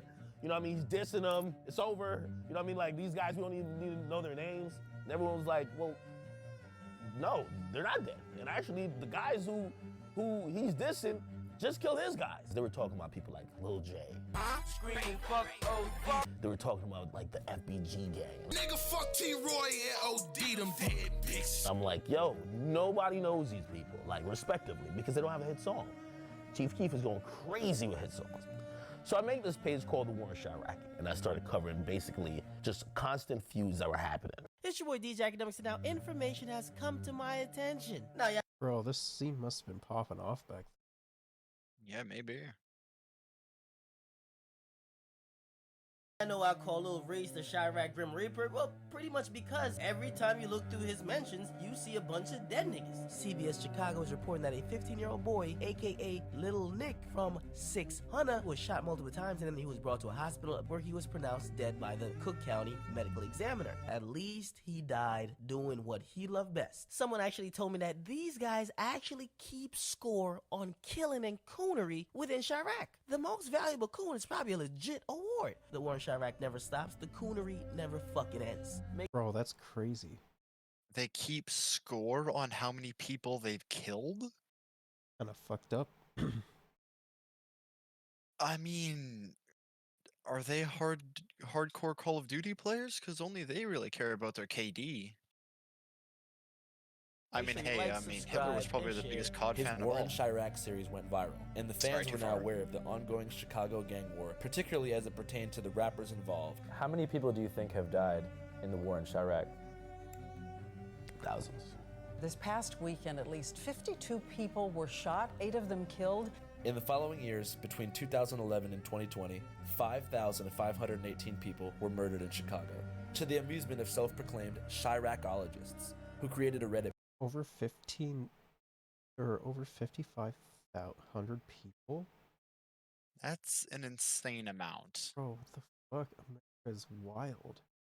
It is. Page, which now has over 175,000 members. But I've never seen a place where life was valued less than Chicago. To this day, I've never been to Chicago because of that. I feel like things bad everywhere. I mean, Things to be is bad in honest, I don't want to go to because, like, Chicago this shit anymore can't- now because of that. I mean, that's just your average America city. I mean, it shouldn't be your average American city.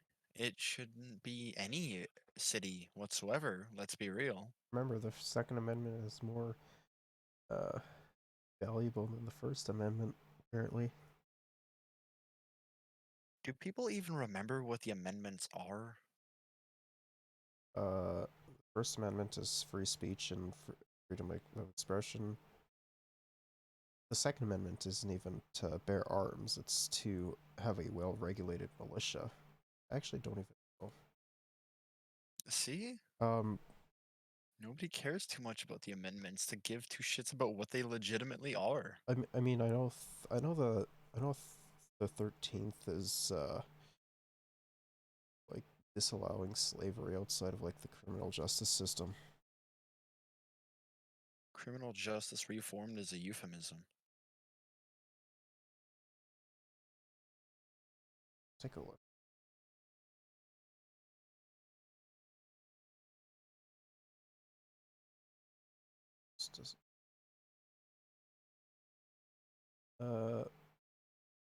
The First Amendment provides that Congress makes no law respecting an establishment of religion or prohibiting its free exercise. It protects the freedom of speech, press, assembly, and the right to petition the government for a redress of grievances. The second, it is bear arms. Oh, that's so unfortunate. The Second Amendment is the right to bear arms. This is also revised, though. The third prohibits the government from ordering troops in private homes. Major grievance during the American Revolution, which, still happens. Yep. Fucking police force. 4 protects citizens from unreasonable search and seizure. That doesn't matter, that happens. The government will not conduct any searches. Search must be issued on probable cause. We already know that doesn't happen. Of course it doesn't happen. 5 provides citizens not to be subject to prosecution process. It's made not tied to on the same set of facts twice and are from silent.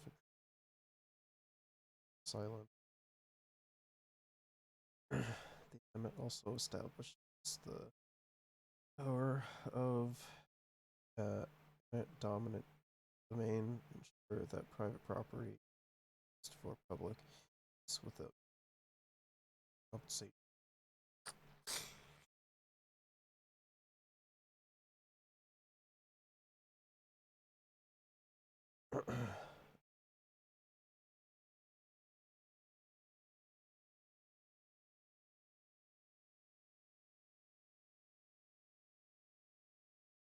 It's accurate.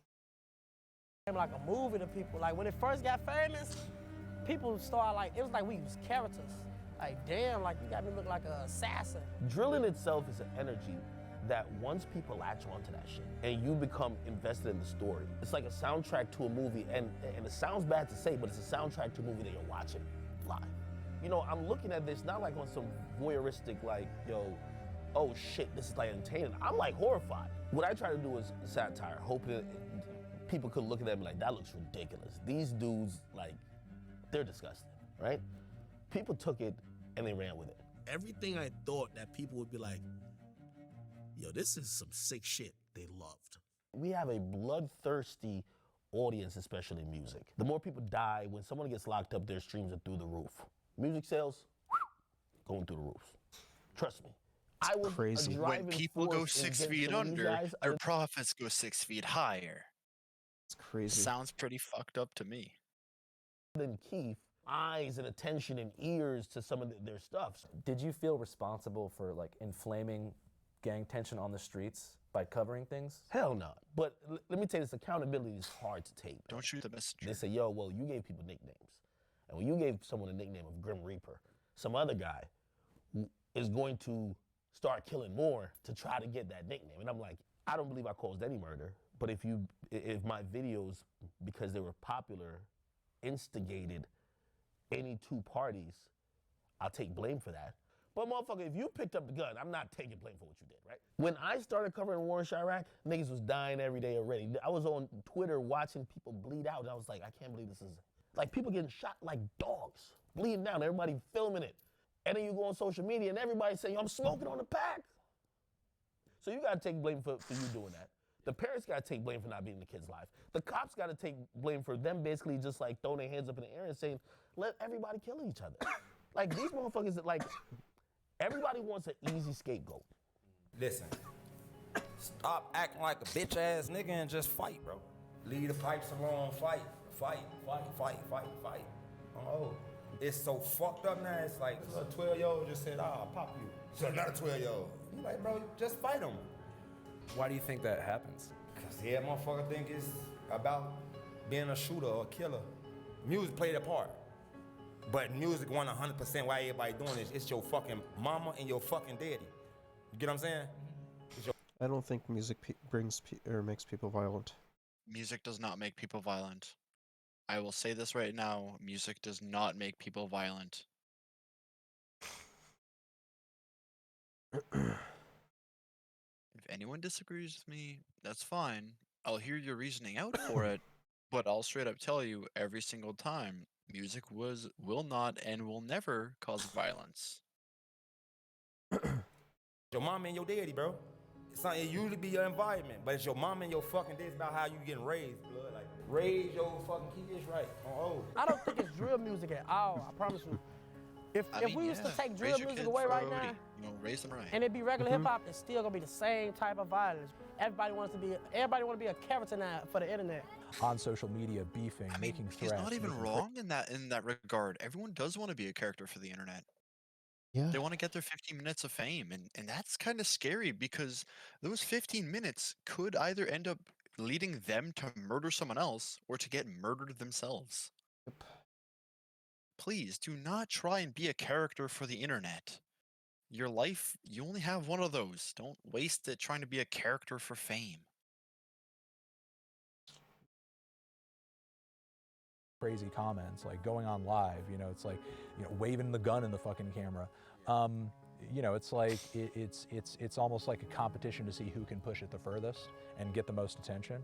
Because, there is a fair amount of clout chasing, and, that is a toxic element. In that way, do you think that drill is like bad for society?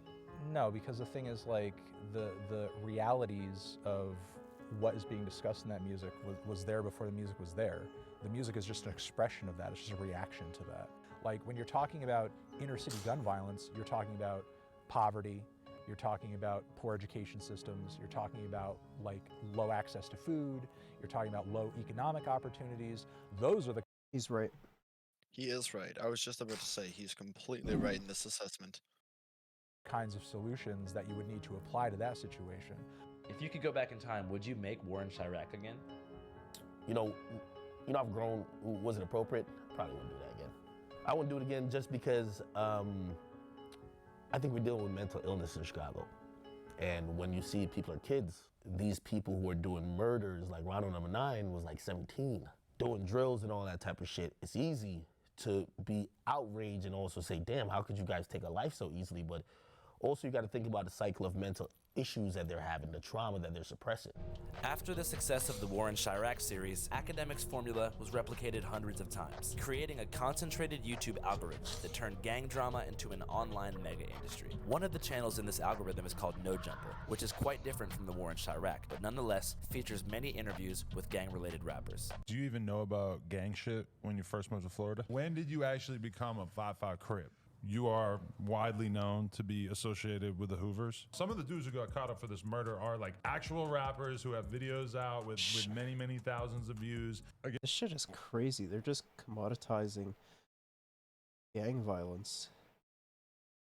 Yeah, they're literally profiting off of their own death, essentially.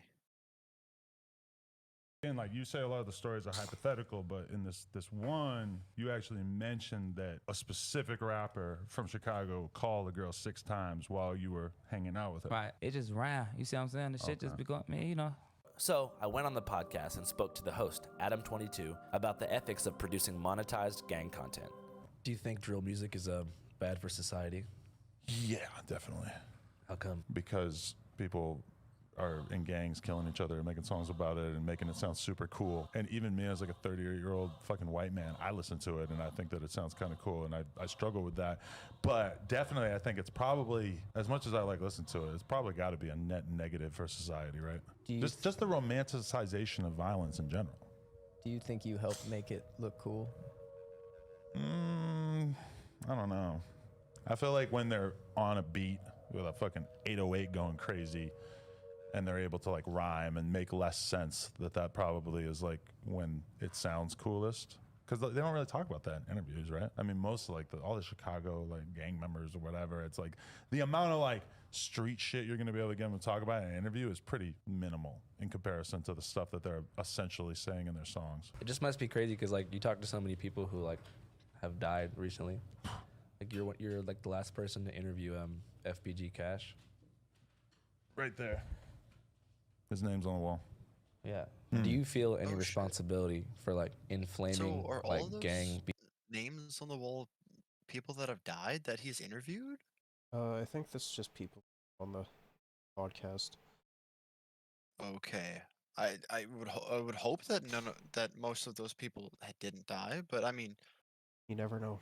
Like, yeah, that's just why I posed the question. Beef by having so many gang members use this platform to promote themselves? No, because I mean, I feel like this is a hip hop platform that long ago has kind of been clear to me that that's more or less the gist of what we're doing, you know? Like there was a long time where I didn't do any street shit, you know, in the beginning it was mostly like SoundCloud type stuff and more like avant-garde, you know, internet shit. We've gone more in that direction, and like a lot of like it's also the direction rap's gone in. It's tough to get away from the fact that the fans just want what they want. You know, as a content creator, you kind of have to follow the incentives to a certain extent. It's just been taken to the point where the fans like want this shit to be real. They don't want to hear you say, I'll shoot you if you come near me. They want to hear you say, so-and-so from the other side got killed because he fucked with me. Like the fans are really drawn to that kind of immersion, I guess. Whenever you grew up here, did you guys spend a lot of time in other parts of Chicago? Like, did you ever go like downtown or to other areas, or were you mostly here? I spent a lot of years inside this gate. Have you been to like a Cubs game or anything? No. You guys want to go to the White Sox game with us? Let's go. Yeah, we're going. Fuck, I love him. He just invited them to the White Sox. He does shit like this all the time, and it never stops making me happy to see this team do that. Andrew's doing what I would love to do. Just bring someone to like a baseball game or a football game, or go and get a bite to eat with them. Just treat them like any other person. Like this is what I want everyone in chat to just start. Like you don't have to implement it right now or immediately, but just, you know, even if it's a complete and total stranger, the way Andrew here from Channel 5 is doing, just like you want to go watch a baseball game or something, like you want to go just enjoy life for a couple seconds. Well, I mean, most of these people won't even get to do this kind of stuff, right? So Yeah, and that's unfortunate. Fucking White Sox! Go Sox! Yeah! Fuck the Cubs, fuck the Orioles, fuck the Yankees, White Sox.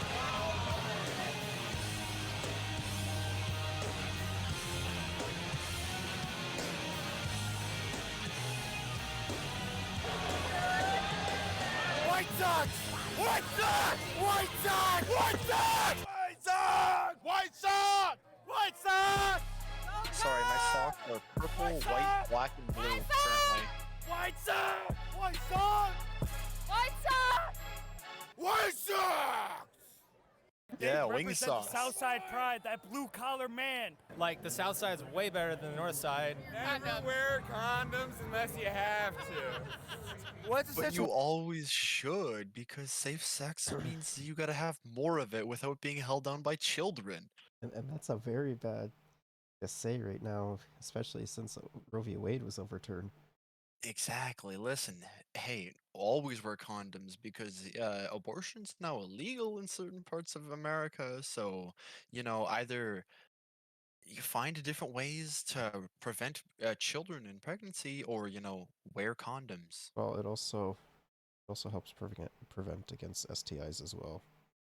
Exactly. Also, not shaving your bush, whether that's male or female, that also helps to prevent the spread of STIs, believe it or not. Maybe in Because that's less skin-on-skin contact. maybe things like for crabs, maybe.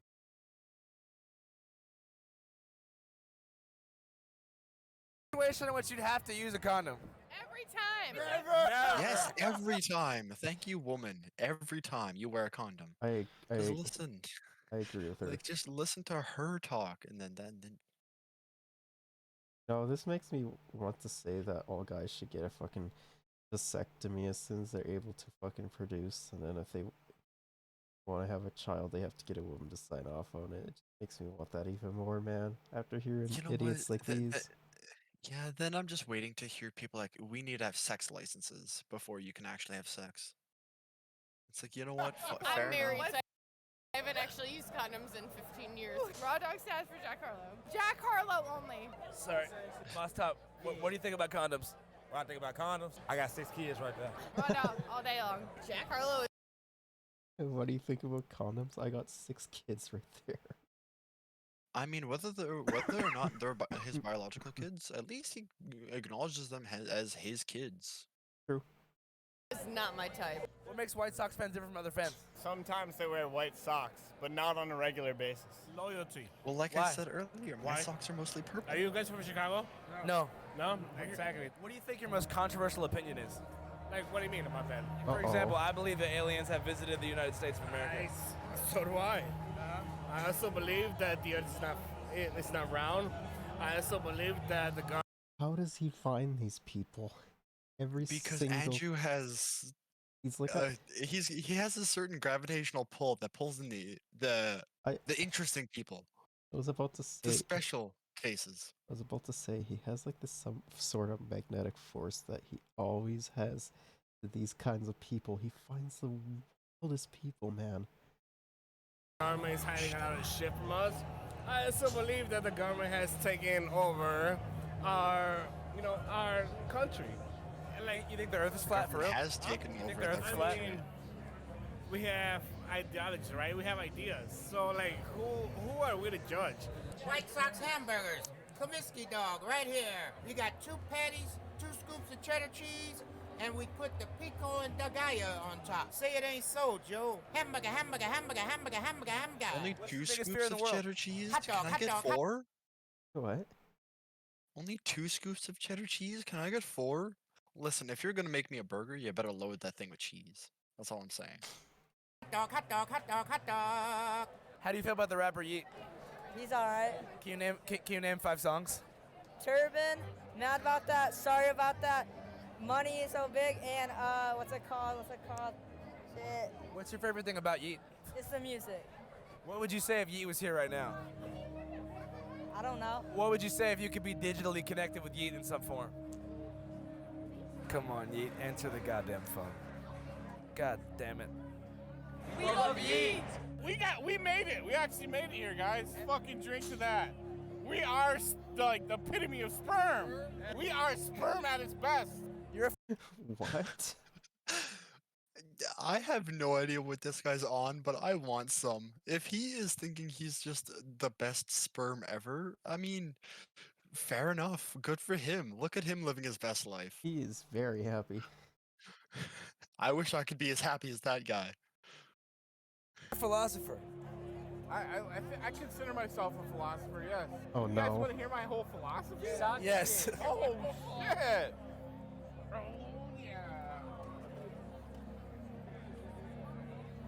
You guys watching this? Yo, he must love her. This is my philosophy. You just saw it happen. I didn't know that guy. I could not associate with him of any particle of my own being, but I let him go through because he's a fellow human being, you know. So his agenda, you got to consider that, and he wanted to go through. It wasn't like you know, like negatively imperative to me, so I let him through. That's what I think we should all do, you know. Try to fucking make it better for everybody. Hell yeah. If you can. Different team might be the same team in the long run. We don't know. Might be different teams right now. Could end up being on the same team, but you know, right now he's not on my team because I don't know who the hell he is. But we're both at the Sox game, so I guess we're not on the same team in that sense. Yeah, he's got a point. For sure. We'll definitely do it. I'm really push out a tune.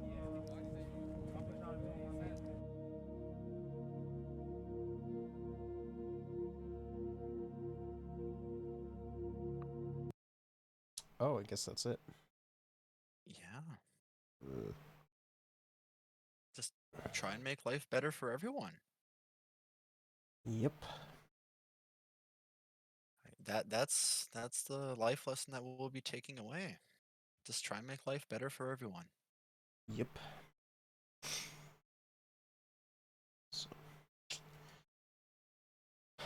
guess we'll call it there. Probably no Xenoblade 3 tomorrow. Probably. Well, I'll be. I mean, I have been struggling with Xenoblade 3 because of only being able to play it with one hand. But hey, I think I'm a little bit I'm a little bit a ways from halfway of chapter 3 in terms of story completion. But yeah, no, Xenoblade 3's been pretty good. I'm slowly trying to catch up in terms of where everyone else is at. Some people have beaten the game in like 3 days. Some people like me take 3 months to beat a game, but not all of us are unfortunate to have their hand crushed. But I'm only like 100 hours in. Yeah. But I'm doing everything though, so. Alright, well, I guess. Take care, have yourselves a great night, and try and make life better for everyone. Adios.